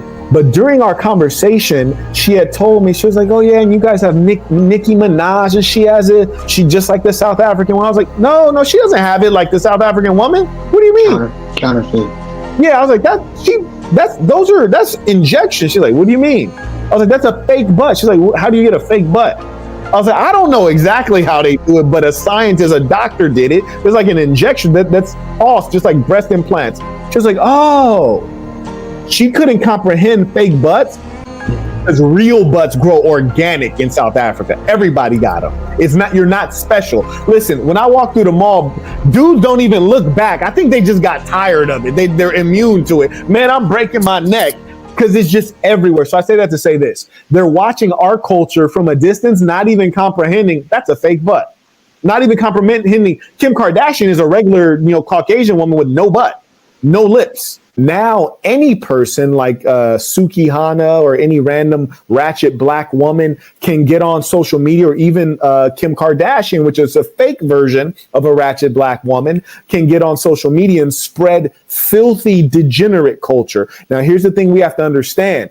There's more lower class people than there are higher class people, because it's a triangle. The top of the triangle is small. So if the bottom of the triangle, the lower classes, are more numerous, and social media is a form of information distribution that gives everyone access, there's going to be more content creators that express low quality ideas, more degenerate ideas, than there are people that are expressing complex, sophisticated, morally upright ideas. So in the age of social media, all of human culture is going to take a nosedive. Tell you one thing that's even funnier is that we watch other cultures from a distance and don't even fully understand what's going on. Now, all of my haters could live an additional 80 years and still would only achieve a fraction of what I've done in real life. I'm a very thankful, happy man filled with gratitude. I've outperformed the great majority of humankind. And when you consider what I actually come from, the true mud and dirt that I've come from, I've exceeded any reasonable expectation anyone could have ever had. If you look at someone like me and you don't look at me and take pride in me, something's wrong with you. When I look at other people succeeding, it makes me feel happier. Why? Because there's not an ounce of jealousy, because I've delivered on my own potential. It's those who have not delivered on their own potential that hear you talk and fly and they feel more on the ground, huh? It's those who look at you when you feel strong and your chest is poked out and you're walking tall, and then they start to feel small because they didn't deliver on their own potential. I'm proud of each and every one of you when I see you succeed. I love to hear you guys talk fly, huh? It's encouraging. Anyways, I say all that to say, I appreciate you, but man, I've lived the life of 10 men, 10 privileged men. That's how good my adult life has been, huh? And it was all by choice. Anyways, carrying on. Everything that you see and hear within my message, it's been very organic, and some of it I had to think out, and other parts of it was just sent to me. I remember when I came up with the 3-sentence Bible, because I wanted something that was extraordinarily simple, that people could remember very well, and it's easy to transmit, that is to communicate. And the structure of it: be yourself, be good to yourself, be good to good people. It's so simple, so clear. And if you can remember and execute on it, it will protect you so much and lead you to prosperity and happiness. And I'd asked for that, and I woke up one morning. I remember it like it was yesterday. I woke up one morning, it was right there on my mind, and I wrote it down straight away, and we've been living by it ever since. But the Assassin, the Saint and the Sinner Nation, that came from obviously my moniker, the Saint and the Sinner, and the Saint and the Sinner comes from the reality that your boy is not Jesus. You hear me? I'm not Jesus. I'm not the Prophet Muhammad, peace be upon him. These are men, like the Prophet Muhammad is referred to as the best of creation. Jesus is the guy who died for all your sins. These are pure men. I'm different. I understand the good side of life and also the wicked side of life. Yes, I've experienced both. And based on that experience, when you ask me for advice, I can speak to, the wholeness of the human experience. Like if a young man tells me, Marquette, I'm struggling, I'm very lustful, and, what do you recommend? I'm trying to hold off till marriage. I say, bruh, let's be realistic here. Let's acknowledge what you are as a human being. Let's figure out what your goals are. Let's make some real decisions. We know pornography is out. That's evil. We know that being a fornicator and having sex indiscriminately is out. That's evil. But do you want to be sexually repressed and end up doing weird stuff? How far away are you from marriage? How healthy is it for you to be tied up like that? Can you find a way to express your sexual desire in a healthy fashion with a woman who is on the same path as you? Let's find a solution. Whereas if you were to talk to a religious person, your imam, your sheikh, your preacher, your rabbi, they might say, just hold off till marriage. Well, sometimes that's not going to work, and it's not realistic. And so that's what I try to do, is give you a middle ground that is a straight path. He writes, I love what you're doing, and we'll be purchasing the Master Communicator course. Well, I look forward to seeing you in that course. May I acknowledge Showtime writes, I just purchased the Master. There you go. This gentleman already did it. So I just purchased the Master Communicator course. One of the things that drew me to you is your speech. Looking forward to the work. I appreciate that. Thank you very much. That means a lot. And much respect to those men who invest in themselves. So I look forward to seeing you in this course. You're definitely going to enjoy it and love it. It's going to drop some gems on you, things you never thought about. And when you get this information and you execute out in this world, you're going to start seeing this guy, that guy's sharp. That guy knows what's up. And, you're going to be able to see the differences between great men and good men, between extraordinary men and ordinary men. So I look forward to having that experience with you and all of those who have purchased the course. Anyways, may I also acknowledge Reagan, who just became a member at thesasn.com. We welcome you to this thing of ours. Shout out to Tayshawn writes, How and when did you come up with the Sasson brand/group? I love what you're doing for men and women alike, and I will be purchasing the Master Communicator course. Peace to the saints. Whatever your sum of money is from your working hours each month, and you're not like, okay, I should allocate this percentage to housing, this percentage to discretionary, going out, seeing the movies, going on dates, this percentage to these things, this percentage to future, investments, things like that. If you don't have a sense of that, you need to buy that. It's on personal finance.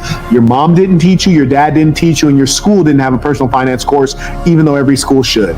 And drop my IG so that they got some more to hate on, because it's my job. You hear me? I tell all of you guys, it's important that you do your job as a winner so that they can do their job as a loser. It's necessary for you to win so they can lose. They need somebody to lose to. It is one of the most challenging things, especially given the nature of today's society, wherein you have so many broken humans who are mentally unwell. And the thing that they typically do is they'll spread their brokenness, they'll spread their foolish thinking, they'll spread their negativity to you. And the greatest challenge is that you have to keep them at bay, keep them away from you. Some of them you might be in a romantic relationship with. Some of these broken human beings might be in your family. Others might be reaching out to you. And as my status improves and as my clout grows, I would like to point out some things that are on the path to greater success so that you all can anticipate and be successful. The truth is, in terms of true status and true power and money and earnings, I don't think the social media game is as good as the tech game. You hear me? However, when you're a successful tech entrepreneur, you might be making more money, but you're not getting as much clout and reputation. You're not exposed to as many people. You can go places quietly and people don't know who you are, which I actually find to be quite nice as an introvert. As I'm now getting more clout and notoriety, I'm exposed to more persons. The thing that's really fortunate for myself and others when I was in the tech space is that the people I'm exposed to are generally of higher IQ, better family background, higher income. So I'm exposed to people who are more worthwhile. In the social media space, I'm exposed to the general public, most of whom are underachievers, dimwits, and they want something from you. And I want to give a few notes on how to deal with this, but also a couple notes on success in pursuing it and also dealing with challenges. The first piece, in terms of where I'm positioned now, is that you're in a position where you're attractive, and everyone's goal should be to be attractive. Attractiveness is great. Women come to you, guys want to be you, guys want to do deals with you. People think you have something that they want. Being attractive is a good thing, especially if you can attract the people you want. However, sometimes you become universally attractive and people come to you to get something from you. I've mentioned before that there are really two sides to consider. There is the offer and there is the request. Is someone coming to you with an offer, or are they coming to you with a request? Are they offering you something that will enhance you, make you wealthier, make you happier, bring more beautiful women around you? Are they giving you an offer, something that will benefit you, potentially them as well, but definitely benefit you? That's an offer. Then there are those who come to you with a request. They need something from you. They're broke. They want some money. They want a loan. They want to collaborate. And the funny thing is, when they want to collaborate on something that benefits them, but not you. Most people are going to come to you with a request. And the worst part about it is that these are the people that you absolutely should not work with under any circumstance. These are the people you should be suspicious of, scared of. These are the people who will hurt you, essentially. And the worst trait about these persons is that they don't have any concept of empathy, meaning they haven't considered, well, how does this benefit the other person? They don't have any concept of reciprocity, meaning, can we win together? They're just thinking about how they can win. They don't have any concept of true friendship. They're not coming to you to build a relationship that'll endure. They're coming to you trying to get a quick win, trying to get a come up off of you. And they don't have real intelligence, because intelligence would tell them if this person's successful, they're clearly smart enough to know that what I'm pitching to them isn't going to help them out. It's just going to help me out. So these are all folks you want to keep at bay. I want to tell a true story. People lied when they say Gandhi was nonviolent. Gandhi was nonviolent Was he really? When you got 1 billion Indians following you, 1 billion with a B, and the white colonizer is the minority, and all these people are following you, and you say, hey, we're going to do a march with 800,000 people. It's a peaceful march. Do you think the people you're marching against aren't looking at 800 as like, shit, that could become a violent march real quick? So what he did was he showed them, like, look, I ain't gotta do nothing violent. I got 800,000 niggas behind me. You know what that means. You's a damn fool lying, say that nigga was nonviolent. Then you got an idiot like Martin Luther King who try to pull some Gandhi shit. You's a minority in America. Black people are 12% of the population. The Indians were 99.9% of the population in India. It's different. You don't understand. You cooking right now. You cooking right now. Man, people be bullshit, man, and that's what annoys me. And it's like they try to exaggerate things. And most of these people don't have any intellectual pedigree, and I'm not talking about from schooling. I'm just talking about like these motherfuckers is brainless. You think the American dollar is everything. Hell, you might think the British pound is something. Let me drop a few gems on you. Do you know the strongest currencies in the world are concentrated here in the Middle East? We're talking about the Omani Real. We're talking about the dinar. Yeah, these currencies are stronger than the dollar. So I have to stop doing the segments where I'm really kicking game because people don't support it and people don't understand. So I got to start talking about basic stuff like Cat Williams and football and celebrity gossip. I need to stick to the celebrity gossip because it's like, 100 people hear what I'm saying, but only a few really feel me. You dig? Yeah. That's why I don't come on here that often, because sometimes I can't bear to deal with the stupidity. So I can't bear to deal with it sometimes. These low IQ individuals, they're dangerous. It's evil to be that stupid. And I'm not trying to be disrespectful. It's just the fact that people who are low income and low IQ breed in great numbers, and I'm seeing the results of it as I live in the society today, and so many people are brainless. I mean, how do you think it makes sense that in America we are stopping our kids from going to public schools in New York so that we can use those same schools to house folks who are coming into our country illegally, thereby making us less safe? I mean, this is the result of people who are not very intelligent making decisions. And the problem is when you have a populace that's unintelligent, we're experiencing not democracy, but idiocracy. You always have the big mouths, the loud people. They're the ones that have so much to say, but there's so little value here. So though they have so much to express, they don't have anything of merit to express. That's problematic.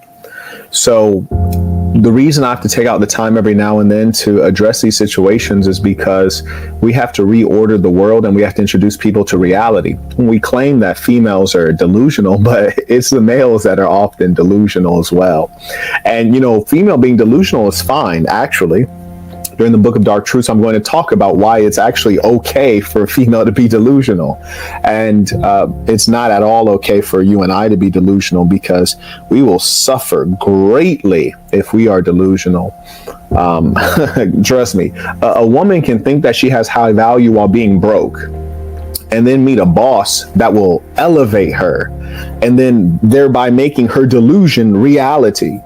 A broke man will never be elevated by anyone else. Other men will not respect you, and women will rebuff you and rebuke you. So you can't be delusional. One thing that we teach during the men's trip that we had is that you're not special. None of us are special. We're within a special organization. And for a lot of these nerds nowadays, they didn't grow up playing sports, so they don't know what it means to be on a team. They don't know what it means to be a part of something. They didn't play sports. They've not been a part of a corporation. Yeah, they've been a peon working at 7-Eleven, but you're not really on a team. You're just a cashier. But they've not been in a corporation. They've not been on a team. So they don't understand the concept of how to play with the team and how to win with the team.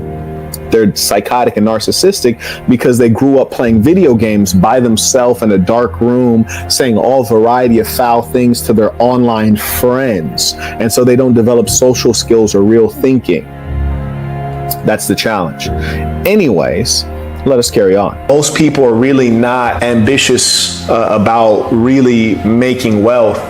I can't tell you how often I hear people say they're going to make money, but I know they're lying. And it's not because they don't have the brains, it's because they don't have the willpower. They don't actually want to make money. They're just saying that because in our society, we've been programmed to say that you want to be a millionaire. We've been programmed to say that you want to be financially independent. Most people are comfortable where they're at. That's a fact. And most women, especially who say that they want to earn well, they really don't. What they're operating from is a base of fear. And when I say a base of fear, this is the precise reason that people continue trying to endlessly accumulate money because they think money gives security, which it absolutely does not. Anyone who's made millions of dollars has probably also lost millions of dollars. You've gotten on the horse, you've fallen off of the horse as well. So we realize that there's no security with money, and that's why we keep the money active. We keep the capital active. We keep the money machine spinning, because if the money machines are not spinning, then things are going to dry up for you. It does not make sense that you get taxed on your income. Then you go spend $1. You get taxed on the purchase? Word, you already taxed me. They're stealing from you. Is it to give you basic services? Hell nah. You can't even get health care. But they can always fund a new war. They can always pay for bombs in Ukraine. They can already support Israel. And here's another crazy thing you should wonder about. How in the hell, when that earthquake occurred in Japan, Biden's like, we're going to be there to help. With what money, Brody? With what money? Why? We're not Japanese. We're Americans. What are you talking about? When have the Japanese come in to help us? What are we doing here? And this is nonsense. This is the sick-minded, controlling people in our society trying to exercise power and influence around the world. They want to feel like God. Huh? As a man, yes, I'm talking to men right now. I'm not talking to children. I'm not talking to women, because neither of them stand for anything. As a man, if you stand for something, you better stand up. It's time. And I will repeat and repeat again. If you don't start fighting, you will start suffering. What do I mean? You think if you are a heterosexual man and you continue to allow this filth to spread, you don't think this filth is going to come out and attack you? You don't think it's going to try to marginalize you? You don't think it's going to try to overtake your kids and even overtake your woman? You don't think so? Oh, you be a fool. You be a fool. This is the real pandemic that we're dealing with. We are not in a time of tolerance. It is time to become intolerant. Yes, it's a time to become intolerant. Intelligently so. Truth will set us free. Hell nah, the truth won't set nobody free. Action will set us free. The truth actually has no value. You need to go to the Book of Dark Truth Summit. The truth has no damn value. Are you kidding me? A female can tell you she's a man. Brittany Griner. A male can tell you he's a woman. Caitlyn Jenner. What value does the truth have in these dark times? You need to go to the Book of Dark. You don't understand the world. You need to go to the Book of Dark Truth Summit. That's why I'm happy that I'm doing it. I feel like I'm doing a great good. You crack open your Bible, you crack open your Quran, and still you read it cover to cover and don't even understand the world any better. It's the truth, especially in terms of the Bible, because it's written in metaphor and allegory. And some versions are missing books. The man, I said the man is blessed with the seed. The brother man has the seed, which is life. The seed, which is life, God-given. And then he plants that into the woman, which the woman is the vessel that carries the life. She grows the life. But you need to understand, my brothers, that the life starts with the man. The life begins with the man. So inasmuch as that is the case, it is like the man is the one that said, let there be life. You heard of let there be light, but let there be life. For it starts with the man. So how, my brothers, could the woman be the queen? Could the woman be the god or goddess if the life does not start with her, lest she is implanted with the seed? My brothers, let you all say amen. Let the church say amen if you understand what I'm talking about. Hallelujah. Pish posh, TikTok, snuggle, snuggle, drizzle, drizzle. Get rid of them broke bitches.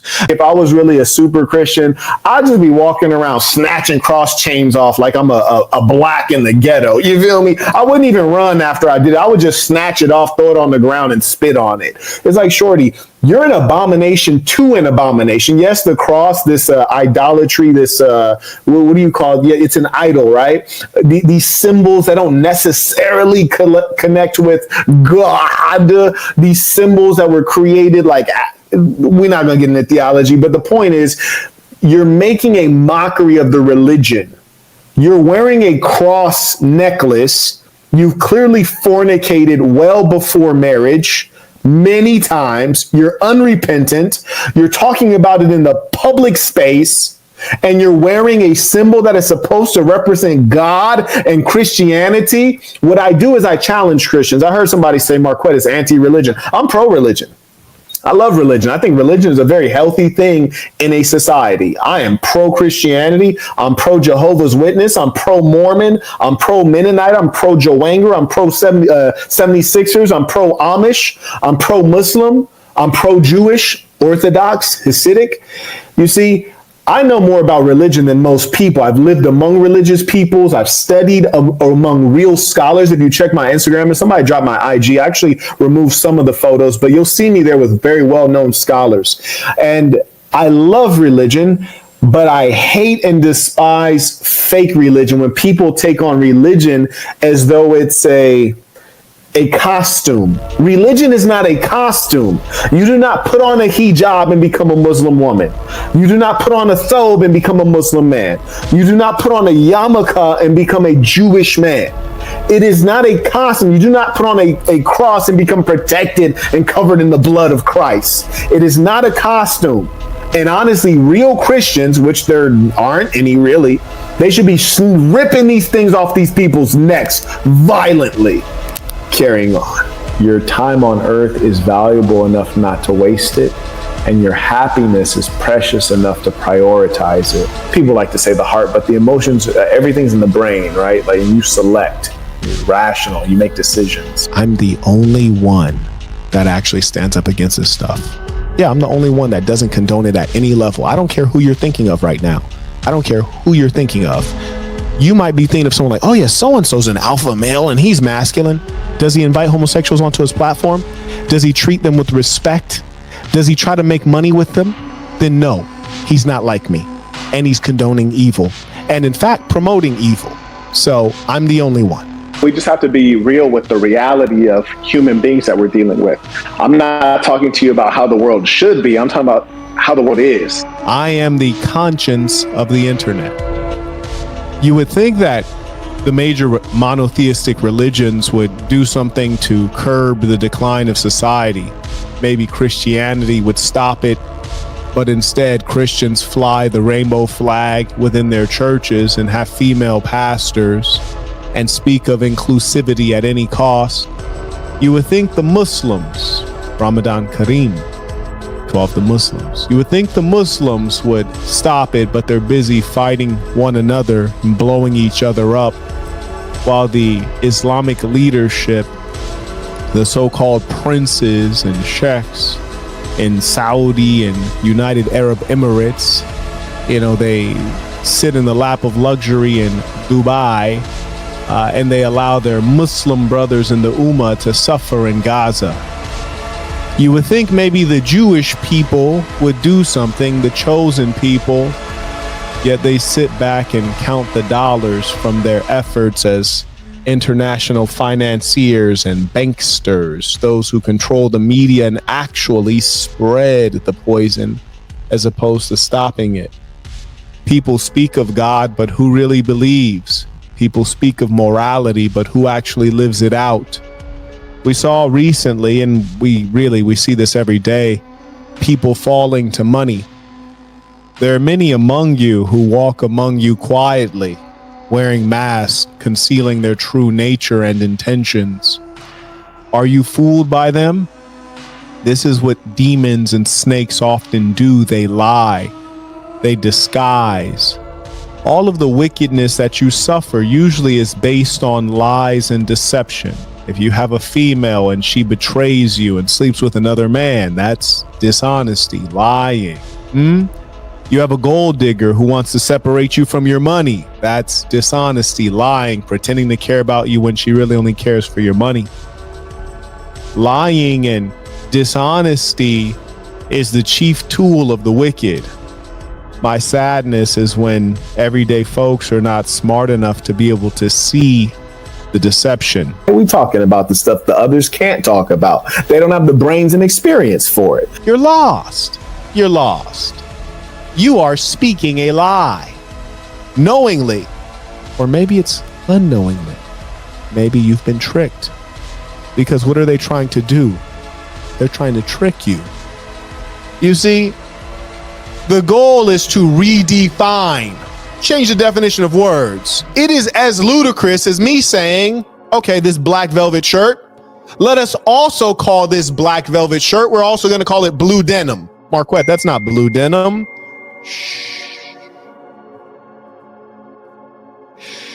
Marquette, that's not blue denim. No. Shh.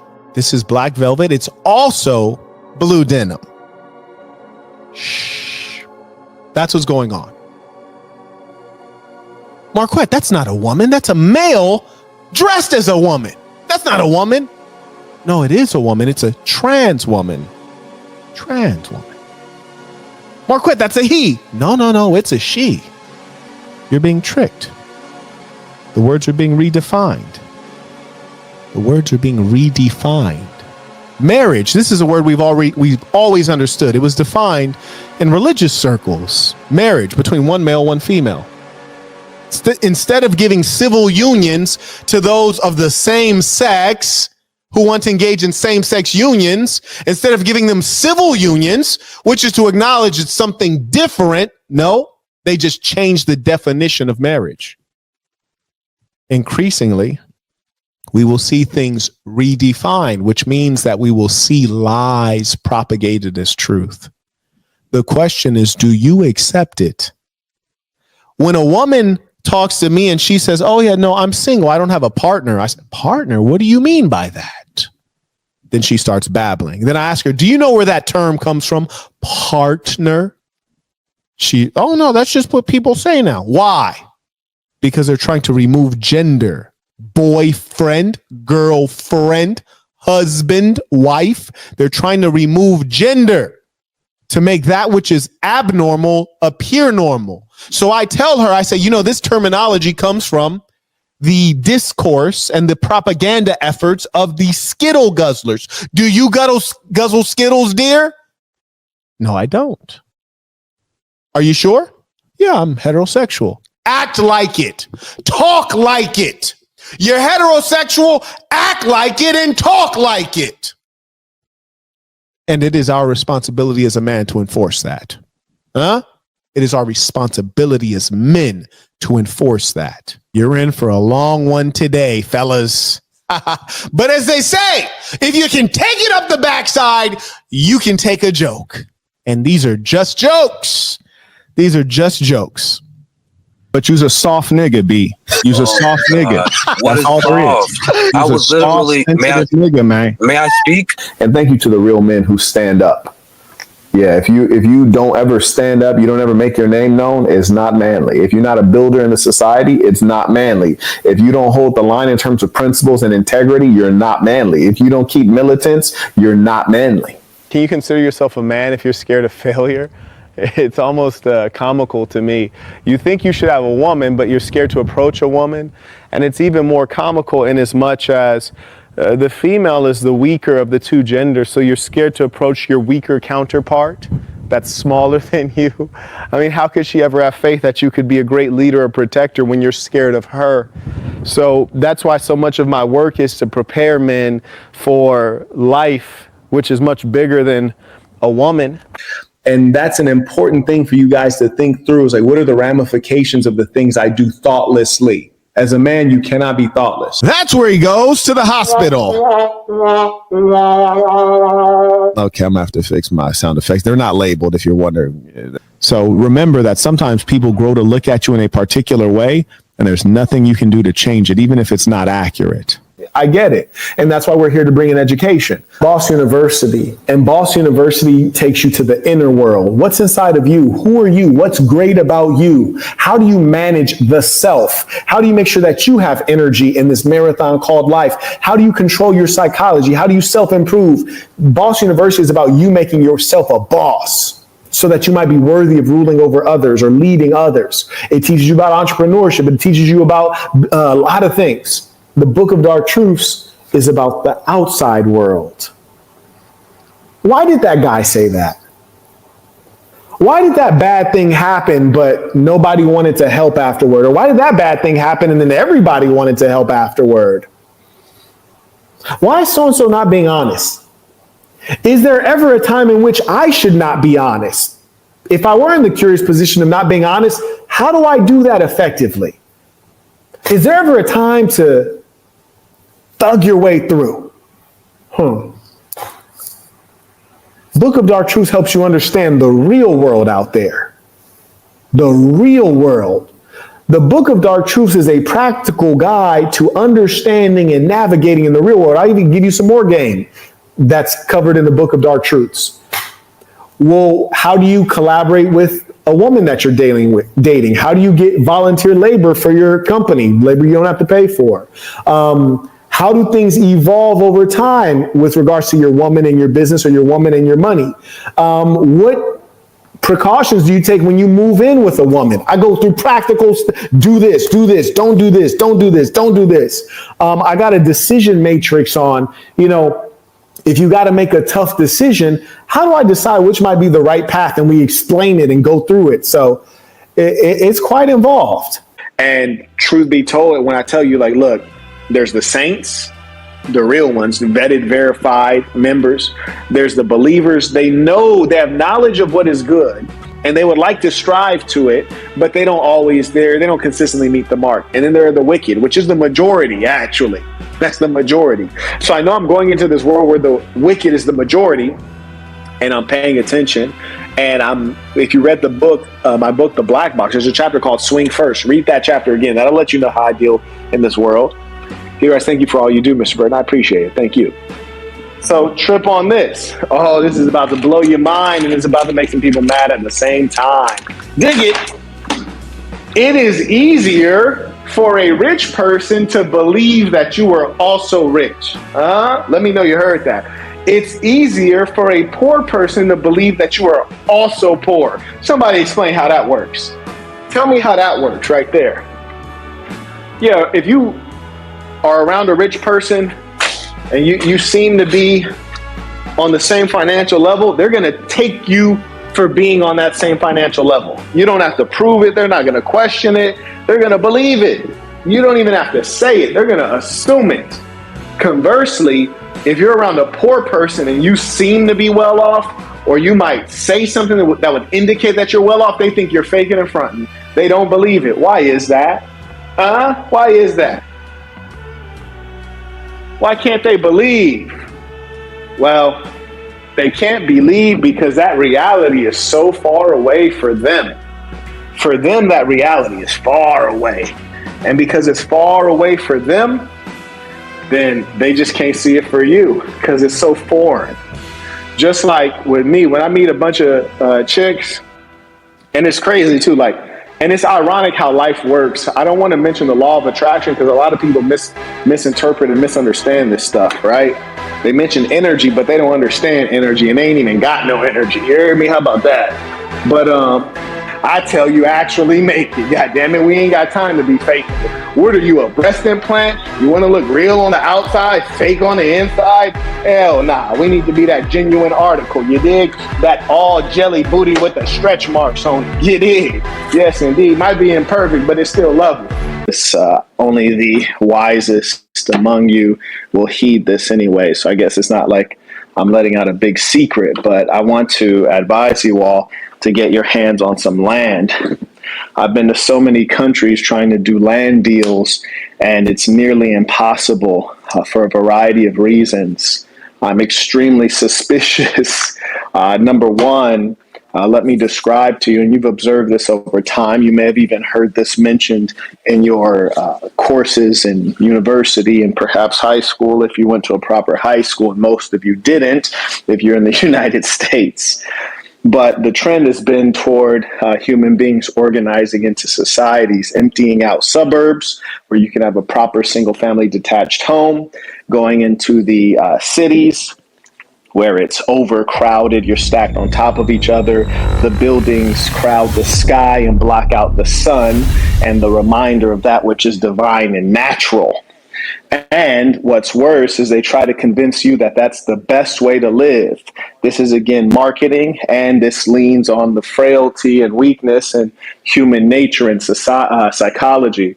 So, for example, there's so many lies going on. These things are comical to me because I can clearly see the truth. Come on, man. I see through this like glass. This is glass to me. It's so easy. Anyways, ladies and saints, one thing I just want you all to be aware of is that the monetary system and the political system is largely designed to keep peace so that markets can operate and, people can enjoy a basic standard of living, and the wealthy and the leadership class can enjoy a very high standard of living, which requires peace in the empire, not outside the empire. Outside of the empire, there's war, right? Because you have to bring back the booty from war, the loot from war, the fruit of war. But within the empire, you have to have peace and prosperity so that the wealthy can enjoy their wealth and their perks. And then what you do is you make entire countries and entire peoples into vassal states and slave labor, essentially using the wage system in the most effective of ways. So the wage system is far more effective than slavery, because here's the funny thing about slavery. When you make someone a slave, they're against it. Psychologically, they know that they're down bad. They don't want to be a slave. But when you make someone a wage slave, they are bought into the system and they believe that they can earn more money. They believe they can get another degree and get a better situation. Now, for some of them, it is true. And honestly, if you live in much of the world, you can get into a better situation. But depending on how far down you start, you have to be so disciplined that it's unlikely that you're going to win, right? Like the level of discipline, focus and cleverness that's required is just improbable that you're going to win. So, we're in a funny situation. If you, for example, live in America and you're in the lower class in America, man, you can kiss your quality of life goodbye. I'll tell you why. Like I was just in Philippines. There's a young lady I was talking to, not very bright, but very narcissistic. And she was telling me, good looking girl, and she was telling me that she's like, you know what, Mark, I just wish I could go to America. That's my goal. I'm going to get into America because it's easier to earn money there and be successful. And when she told me this, I was like, that is true. It is easier to earn money. I was like, but honey, if you're stupid in the Philippines, you're still stupid in America. You're going to be broke. Like maybe being broke in America is nicer than being broke in Philippines. I agree. Like I pray if I got to be broke in one of these countries, let me be broke in America. Like, maybe. But you're still going to be broke because you don't have any work ethic. You don't have any significant education. You don't have any level of ambition, and you don't know how to recognize an opportunity if it slapped you in your face. So why do you think you can make it in America where there's people who are more educated, more ambitious, and they're from America and they still ain't made it? Immigrants usually do outperform Americans. That is true. But in her case, she's never going to make it to America, right?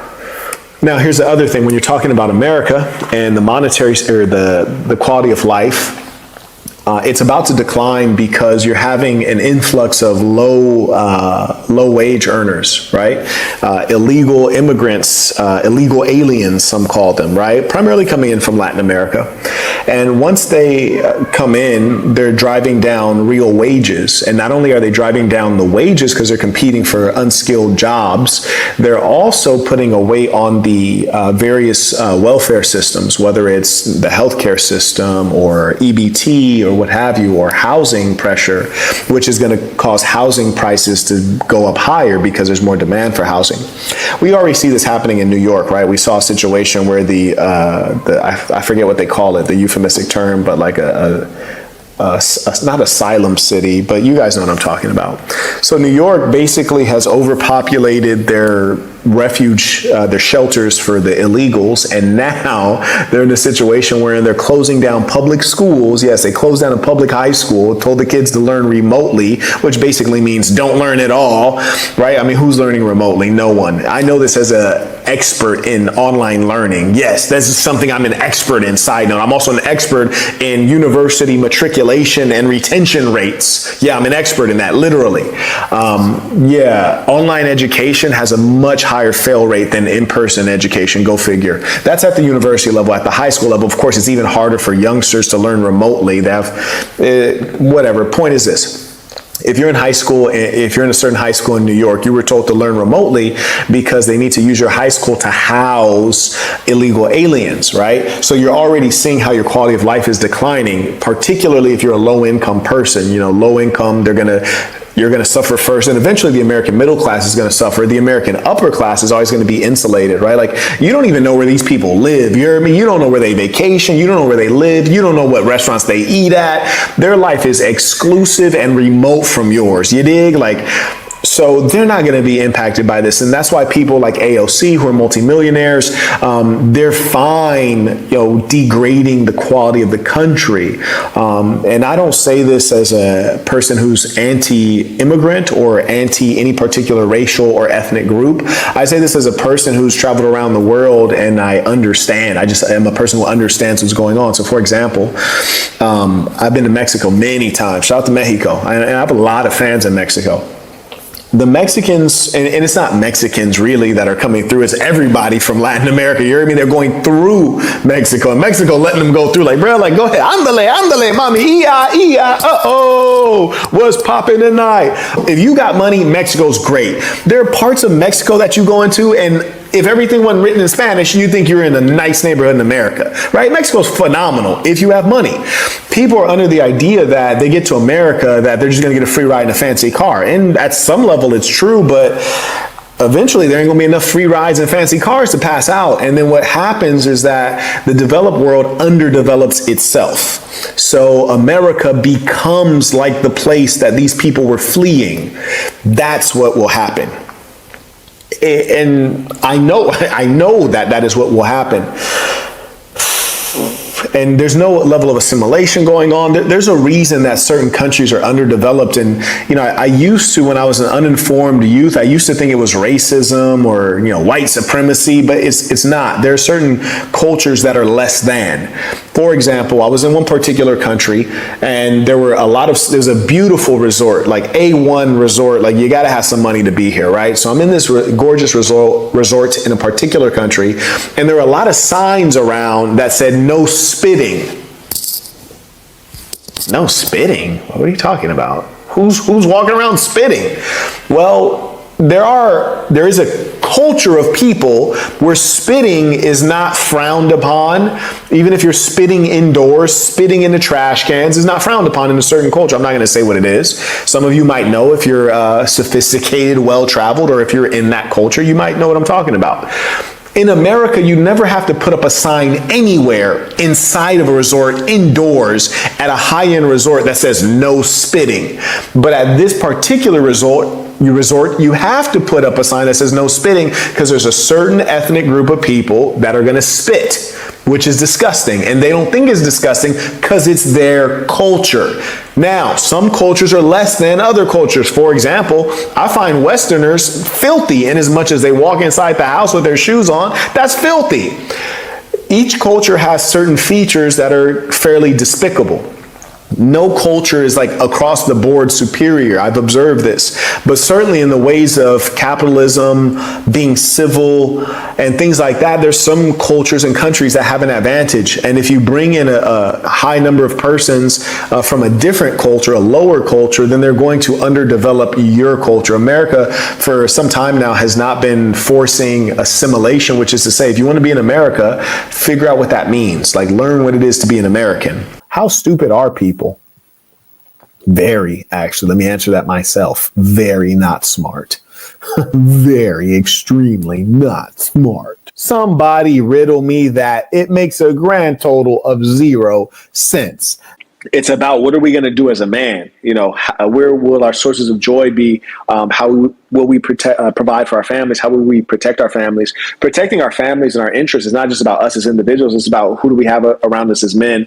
What is our financial structure in terms of our personal spending, our knowledge of personal financial literacy, our nature of work? How does it impact our happiness? And so that's all it is. And we know that drinking is a terrible thing. In fact, in the United States of America, they once had prohibition. We had some morals. We wanted to outlaw drinking entirely because it is a detriment to society and, of course, to the individual.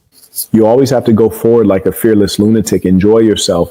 Time in life is very precious. So don't worry too much, gentlemen. One of the most important pieces of advice I would give myself, and this is why I wrote my book, The Black Box. The Black Box is a story of a young man trying to make it through life, experiencing challenges and learning lessons and, going through self-doubt. And self-doubt is basically fear, and fear should not be your God. It will devour you. And if I could give myself any bit of advice as a younger man, I would say, don't be scared. Everything's going to work out perfectly. Don't be scared. Everything's going to work out perfectly. And you know what? That's true. And so I encourage every last one of you to go forward like a fearless lunatic, no matter what it is and what you want. Do it faster, do it sooner, do it harder. And know that you don't have forever to be sexy. You don't have forever to be strong and young. And so while you do have all of those things at your disposal, you should utilize it. When I see people who are, 35 or younger, or even 40 or younger, and they're overweight, it saddens me, because there will come a point to where you're not a factor in terms of being sexually appealing or strong. You see, if I'm walking down the street and a man bumps into me and he turns around, it crosses his mind that I can hurt him. There will come a time when I will be too old and feeble to where if a man bumped into me, I would just have to rely on his mercy. So while I have the opportunity to be strong, I'm going to be strong.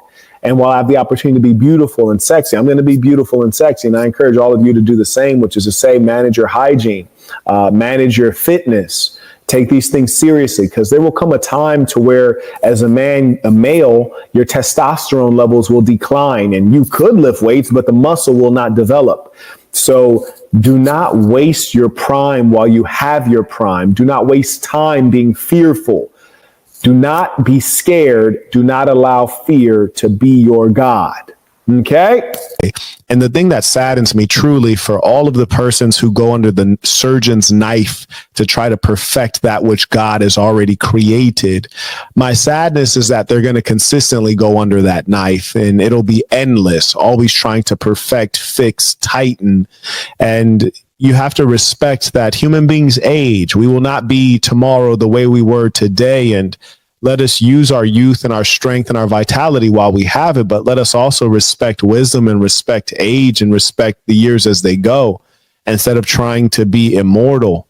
And that's the key. It's not all these externalities and these material things. These are things that you use to fill up your inside, because your inside is empty. When you really build up your inside with knowledge, with love, with peace, with spirituality, you don't need any of the bullshit. And the best thing is, if the bullshit, the money, the cars, the women, if all that disappears, you still the big homie. I'm a boss even if I don't run a company. You dig? I got a CEO mindset. Even if I lost all my companies today, I'm still thinking like a boss. I'm still living like a boss. And that's what I'm telling you guys, is to stay focused on that shit. This is a mental game. And that's why a homeless man, if he had the game, which is priceless. If a homeless man all of a sudden could take my brain and put it in his head, he wouldn't be homeless for more than a night. One thing I want to, while I have your attention, that I want to share with you all is I'm often reflecting on happiness, right? How do you maintain happiness? How do you grow happiness? And I often am able to observe the way we take ourselves away from happiness. And there's certain common emotions that we get, but we don't think enough on it. Like, for example, anxiety. You feel anxious or maybe worried or tense. Where did the feeling come from? This morning, I was thinking on anxiety, and I was trying to remember the first time I ever felt anxious or like worrisome or like I was like anticipating something too much. The good news about losing money versus losing other things like losing a loved one, losing your health, losing a limb, money is infinite. That's the good news. The challenge, though, is we don't have control of our mind. And so our mind runs away with us like, I'll never be rich again. I'll never be that successful again. And you will, actually, if you stay intense, you buckle down and you get focused. And the most important thing you have to remember, and this is something about being a hustler, and that's why I love having grown up around real hustlers, the kind of guys who say things like, if they still printing money, I could still make some money. You hear me? The kind of guys that say, look, if you don't run out of game, you don't run out of money. And so they keep these phrases working in your head and working on your psychology so that money is infinite. And here's another thing. I got a track, and when you listen to my music, check out the Saint in the Center on Spotify, Apple Music, everywhere that you stream music, you hear real stories. You feel me? Like there's no exaggeration in there. I had a track where I said, I lost 900,000, money come and go. The opposite of my bottom hoe. She never tell me no. If she did, she would have to go. I'm snowman cold and listen, point is this. I lost 900,000, money come and go, which is a fact. You make money, you lose money. That's what it is. And why does that not bother me to lose $900,000, just shy of losing $1 million? Why does that not bother me? Because there are some people who make $1 million a day. So losing 900,000 ain't nothing. And I've met these people, mind you. When you live in a city like Las Vegas and you got good connections, you get to meet these people. We're in a city that's cash liquid, and we have tons of people, celebrities and stars, that fly in all the time to gamble ridiculous sums of money. And I got good connections. I mean, you guys know how I'm really living. There's one resort that I stay at. Last time I was there, I was staying next to Neo, and he was on his honeymoon. I actually had a better suite than him in a real way. So the point is this. I see these people all the time, and shout out to who's a little Hawaiian looking kid, for Bruno Mars. I went to his concert; it was terrible. But shout out to Bruno Mars, because Bruno Mars is always in Vegas, and man, that ball owes so much money to MGM. It's crazy. I wouldn't speak on it except that it's now public news. It's been public news for a couple months. But the point is, should I worry about losing 900,000 when there's people who make $1 million a day? And then my question is, how can I be one of those people who make $1 million a day? How much money did Jeff Bezos make an hour? 900,000. That's nonsense. If I did it once, I can do it again. But anyways, happy people don't focus on tearing down other people. So surely those who would issue a negative word in your direction are unhappy or envious or bored, something that's not good, right? Now, should you feel superior to them? Well, in all likelihood, if you're happier, you are superior to them.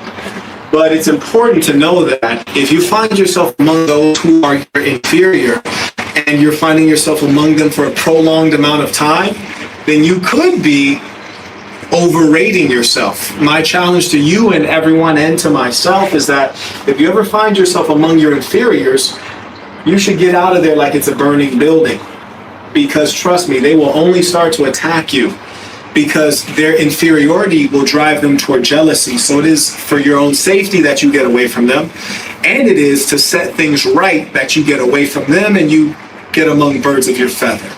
And the truth is, much of what we will have in life will come from the works that we've done in our early 20s. So I'd encourage you to really be strategic in asking, well, what's my next step after this, after I graduate? And to have a good next step going into a strong job or going into a meaningful entrepreneurial venture, you should be doing internships at high-ranking companies right now. I think a lot of people don't do college the right way. They focus on high grades. What you really need to focus on are a high number of contacts with hiring managers. Those are the important people to be linking up with right now. That's why I like being here. Like, never listen to a sucker's mentality. I remember so many times in life, people say, oh, isn't that competitive or isn't that difficult? And I think, yeah, it's difficult and competitive, but I'm a competitor. Let's get it. Just, you can't let average people poison your mind. Sure, you'll have to deal with average people in life. They'll work for you. You got to keep driving them. That's why I don't like communists, because they don't make any sense. A communist would say, if a worker helps a business make $100,000, why doesn't the worker get more of the profit? Why are you only paying the worker $30,000 if they were able to create $100,000 in value? Well, they didn't create $100,000 in value. We had to give them structures. We had to give them systems. We had to put them within a company. We had to connect them with other people. We had to make them show up to work on time. We had to give them guidance. We had to give them training. All those things to extract the $100,000 of value out of that individual worker, because they couldn't extract it out of themselves, because they don't have the discipline and the self-belief to get it out of themselves. So we had to create this whole superstructure to pull it out. That's what you're here to do, Saints. You're the leadership class. You pull out the greatest value and you get the greatest reward. I'm missing sunlight and the ocean to talk to you, and I owe you something? Come on, bro. Like, where do you guys get this stuff? It's amazing. It's amazing. Amazing. Carrying on. Let's get back to this work. And the reason I have these conversations, I take out time to have these conversations, not because it annoys me that much, but rather because I know your father did not take out the time. I'm taking out the time because your father didn't take out the time. And I don't want you to sound like a fool when it counts. Right now, it doesn't count as much, but it will count when you're at your job and you're trying to move up the corporate ladder. It will count. Just because people repeat things doesn't mean it's true. If it's a saying, that doesn't mean it's true. In fact, it's more likely that I believe you're a low IQ individual. Just like if an individual says something like, don't knock it till you try it. That's a saying. It's been said many times. Does that mean it's true? No. This is a flaw in the human mind. Things get repeated and you accept it as true. This is how you become a Christian. This is how you become a Muslim. You hear these stories repeated, you grow up on them, and then hear, oh, it's the truth, right? Like you're making up a story right now. I don't believe you. This is nonsense. Anyways. This comparison basis, that is the thing that steals happiness. It's very well documented historically among wise men that comparing yourself to your neighbor is the surest way to lose out on happiness. I encourage you to be yourself, keep your nose clean, stay out of trouble, try to amass a fortune, and have a family that gives an example of how to live and push the society in the right direction. Family, yes, family is a critical piece. I'm going to take you through all the notes therein, and I actually made a list. So I got a whole page of notes for you.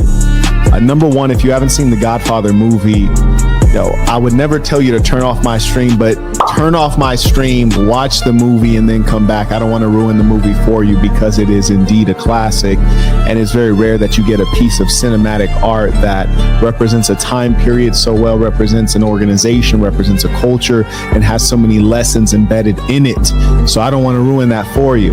But for those of you who have seen The Godfather, let us carry on. Number one, you'll find that the entirety of the movie is really marked by culture. Culture is that thing that regulates your thinking, your behavior, and it allows each person within a culture to be predictable at some level.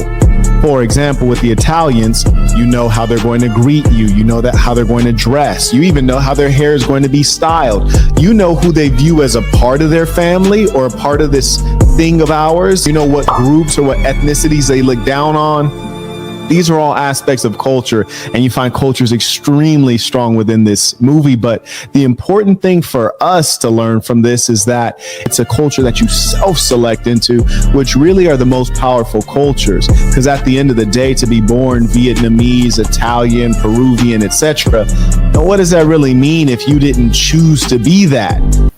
And, I appreciate those of you who support the work, because I don't get on here babbling. I get on here giving you information that is evergreen. You can look at this information 5 years from now. If you stay sharp out there, you should be able to get a sense of these things. Like, you don't want these things to catch you off guard. That's when it hurts the most. And I often use boxing as a metaphor, because it isn't a great metaphor, in as much as they say it's the punch that you don't see that will knock you out. It's the punch that you don't see that will hurt you. Similarly, if you did not see that your wife could possibly be an adulterer, a liar, a deceiver, then it's going to hurt all the more, because she's torn away a fantasy and torn away a lie that you've sustained yourself on. So I'm encouraging all of you not to be investigators, but to be sharp and to be mindful. And also, you're a man, you're a leader. You are one who is a designer of your life, and design a life where there are fewer opportunities, where human beings have less time to deal with the burden of temptation. So, if you have a woman that's working with a bunch of guys, then we should be trying to design a situation wherein she works in a female-dominated field, or in an office with all women, or she works remotely, or she works for you, or she works with one of the lady saints. That's what you should be trying to design. And Boss University is the lowest cost of all of them. And you guys, if you observe over time, you'll see my sincerity. So Boss University is the lowest cost course of those three that you mentioned. And I don't know who you are or where you are at in life. I don't know what season of life you're in, but presuming that you're, an everyday man, I recommend that you first would start with Boss University, which is the lowest cost course. So if I was trying to make money, I would say start with Book of Dark Truths, because I think that's the most expensive one. Honestly, I forget exactly what the prices are, because I don't care that much. But I think Book of Dark Truths is the most expensive one. I don't recall, but I know for sure that Boss University is the lowest cost by far. I think it's like 500 something bucks. So it's the lowest cost by far. It's quite an involved course, in as much as there's a lot of content there. It's across various subject areas that are critical to a man becoming a boss. First a boss of himself, and then he'd be worthy to be a boss of others. That's a foundational course with foundational mindset. I frankly wouldn't even feel comfortable with someone going into the Book of Dark Truths without having that foundation. So I recommend that as a place to start. Now, if you're just like, hey, I want to speak better, I want to communicate better, that's my focus, go get Master Communicator course. That's not necessarily like a graduation thing. Master Communicator course, go get it. But if you're like, hey, I want to be my best, I would say before you mess with that Book of Dark Truths, start with Boss University. You hear me? Get your foundation, because Book of Dark Truths is some high level stuff. I'll probably even increase the price so people can't afford it. Not people, but so it's cost prohibitive, so that people who are not ready for it can't afford it. I'll probably end up doing that, because I really stand by the knowledge in there as being very high level. And people who are broke tend to not value themselves. That's why they don't invest in themselves and become better with more education, more training, more skills, more knowledge, better network. And because they don't value themselves and invest in themselves, and they don't have any money anyways, they create a false ideology to, justify their existence and feel good about their low level. So they're like, yeah, that's too expensive. That's a scam. They're scamming people. No, it's not a scam. They're setting a price, and if you want the good or service, then you pay the price. If you don't value the good or service, you don't pay the price. That's all there is to it. It's very simple, just like this shirt, right? If I charge $30 for the shirt, it is what it is. If you like the shirt, pay your $30. If you don't like the shirt, don't pay it. Or if you like the shirt and you think $30 is too much, then don't pay it. It's simple. There's no scamming.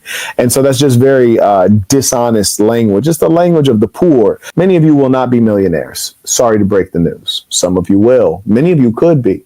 But most of you don't even really want that. But I tell you what you all want. You all want to be happy, and you all can be happy. There is a path to that. You can achieve that on a regular basis.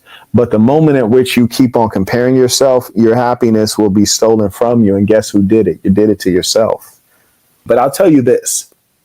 I surmise that every male and female who has less intercourse is more likely to probably have a happy long-term relationship with someone Less experience is better, especially for the female, So I think that suggesting to a guy that he should go out and have as much intercourse as possible, that's very dangerous, especially to those men who can really get the job done. Truth be told, I remember when I was in university, I was really getting a bachelor's degree, play on words. And there were times that I felt like I should have been getting some credit hours because all the chicks I was taking down, like, I need some credit hours for this shit. But it was not the right thing to do. Now, did I enjoy moments of it? Yes, I absolutely did. But sustaining that, whether it's physically, mentally, emotionally, it takes a toll. And laying down with low women, they really do steal the various forms of energy from a man. There's nothing worse than associating with a low woman. And we usually do that because of our base and most low desires that are out of control.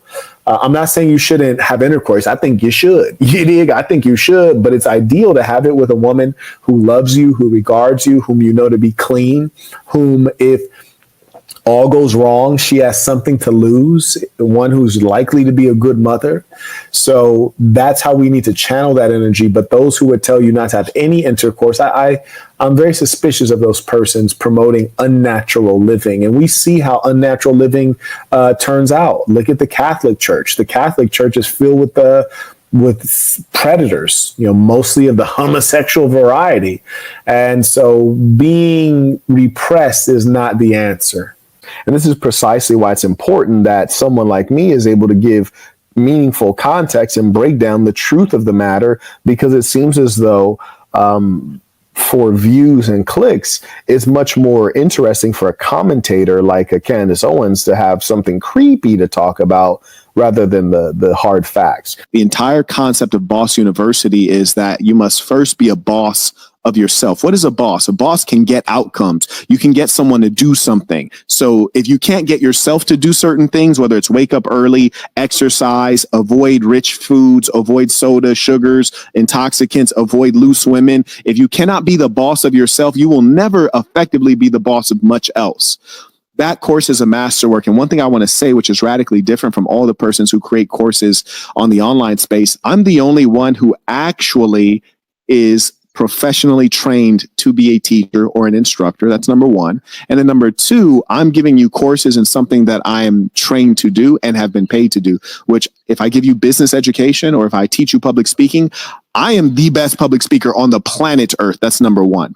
And moreover, in terms of business education, I've gotten checks from Northwestern University in Chicago, from other universities. I'm not going to name all of them, but Northwestern, if you know that one, that's very prestigious. I've spoken at their business school, a bunch of schools throughout the country and the world, Koonguk University, that's in South Korea, universities in China as well. So I am an invited lecturer around the world in tech and business, and I get paid to do that. So I do this at a professional level, whereas other people, they're just creating courses, but they're not quite qualified. I say that to say when I create something for you, it's high quality.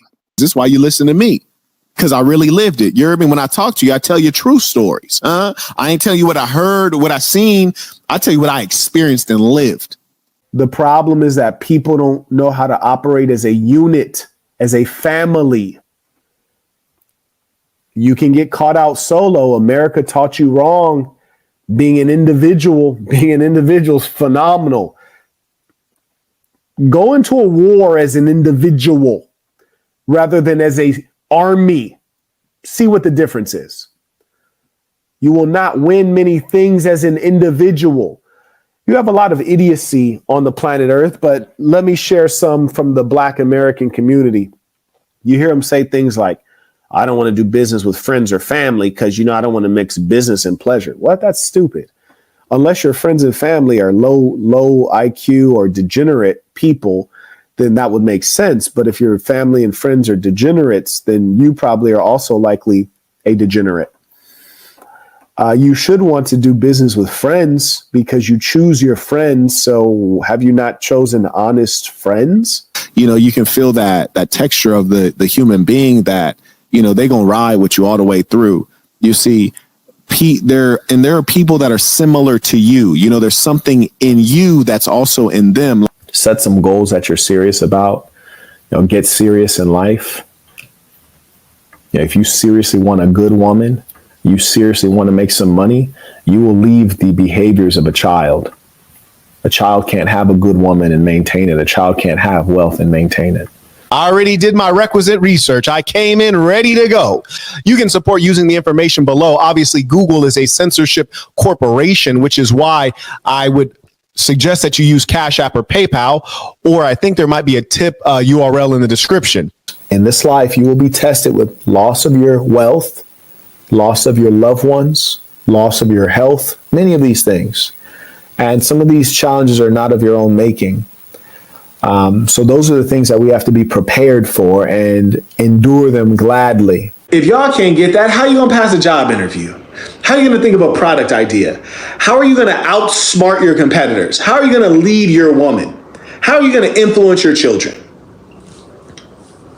Come on. Those are called the facts, okay? And you have to be on your P's and Q's. I got a live session that I'm going to do within 24 hours, probably much sooner than that. It's going to be, broadly on self-improvement and business and entrepreneurship, but I have some very specific things that I'm going to address that'll be greatly beneficial to all of you.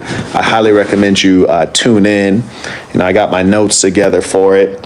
And when I do my proper lectures, they're always well-researched, they're well thought out. And more importantly, I'm speaking not only from what the science might say, but also speaking from experience, an experience that very few have. And that's why uniquely, you see a lot of these guys in the YouTube game, all they've done is YouTube. They don't have much life experience. Not only have I seen the world spin many, many times, but in addition to that, I've been living well for quite a long time, well before YouTube. I've had experiences well before YouTube, been in many industries, and so I can really tell you what's real, not from guesses. Life is too serious for you to rely on someone else's guesses. You feel me? You want to deal with what is factual and reliable. And if I don't know something, I just tell you I don't know. You see, I never purport to be God, the beacon of all knowing. I am the beacon of all knowing. No, I am merely a man. I'm merely a man. I just happen to be a wise man, of which there are very few. Really think about the moves you make. Think about how you do certain things. Just be thoughtful as men. Be thoughtful as men. Think about the impact of what you do, the impact of what you say. Think about, don't just think 1, 2, 3, 4, 5. And let me give you guys some advice on being successful and being a good leader. Good leaders, you're not just thinking for yourself. You're thinking for others as well. You see, intelligent people, we have to think for ourselves and think for others. And knowing that I'd be susceptible to others' poor thinking, you guys might have to think for yourself and think for your wife. You might have to think for yourself and think for your children. You have to plan for yourself and plan for your family. So men, be thoughtful, pay attention. Men are the ones who hold the line in terms of values, morals, and culture. Be aware. Pay attention, folks. Be sharp out here. Think about consequences and impact. Anyways, carrying on. If you don't want to be a dusty black male, I'll give you some advice. Do things with purpose. Number 1, value your own time. Try to draw $1 out of your time. Don't emulate the female, because there are things that a woman can do that a man cannot do. For example, a woman can, put a camera on and just brush her hair, and guys will watch it. In fact, there are guys who will pay money to see that. No one's going to pay money to see you brush your hair. At the end of the day, if one is qualified to be the king, then he can deal with all things involved in being a king. A king's appetite, a king's burdens, and a king's privileges. So I appreciate that. And that's why I always remind you, gentlemen, you guys are leaders, and everything that is involved with you being a man, that is an appropriate weight for you. It's not too much weight. It's an appropriate weight, and you should enjoy lifting it. A man speaks with purpose. What are the consequences? What outcome am I seeking? You need to be thankful to be here. Stop doing crazy stuff. Respect your life, Brody. Come on, man. Remember that sometimes people grow to look at you in a particular way, and there's nothing you can do to change it, even if it's not accurate. Use your brain, young people. But really, I'd love to see all of you guys do what is best suited for you. Not everyone wants to be rich. Not everyone wants to be an entrepreneur. But all of you guys have a dream that is your own. And I'd love to see you achieve it sooner than later. You know how to earn, you know how to build product-based businesses. You're always going to be good to go. Because whether it's dollars, pounds, dirhams, or, you know, whatever, you got a good product. People are going to buy it, and they're going to buy it in large quantities, and they're going to buy it frequently, and they're going to buy it over time. They're going to buy it in pounds. They're going to buy it in euros. They're going to buy it in dinars if you got the goods. So if you got the goods, you're always good to go. It doesn't matter what the macroeconomic trend is.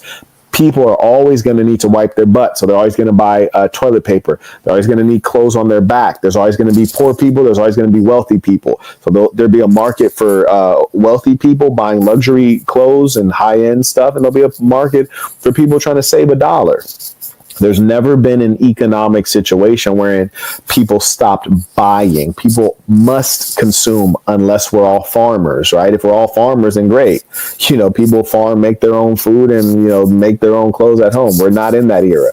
We're in the era of the division of labor, specialized workers. So people must buy. It's a necessity. So the question is, do you have something for them to buy?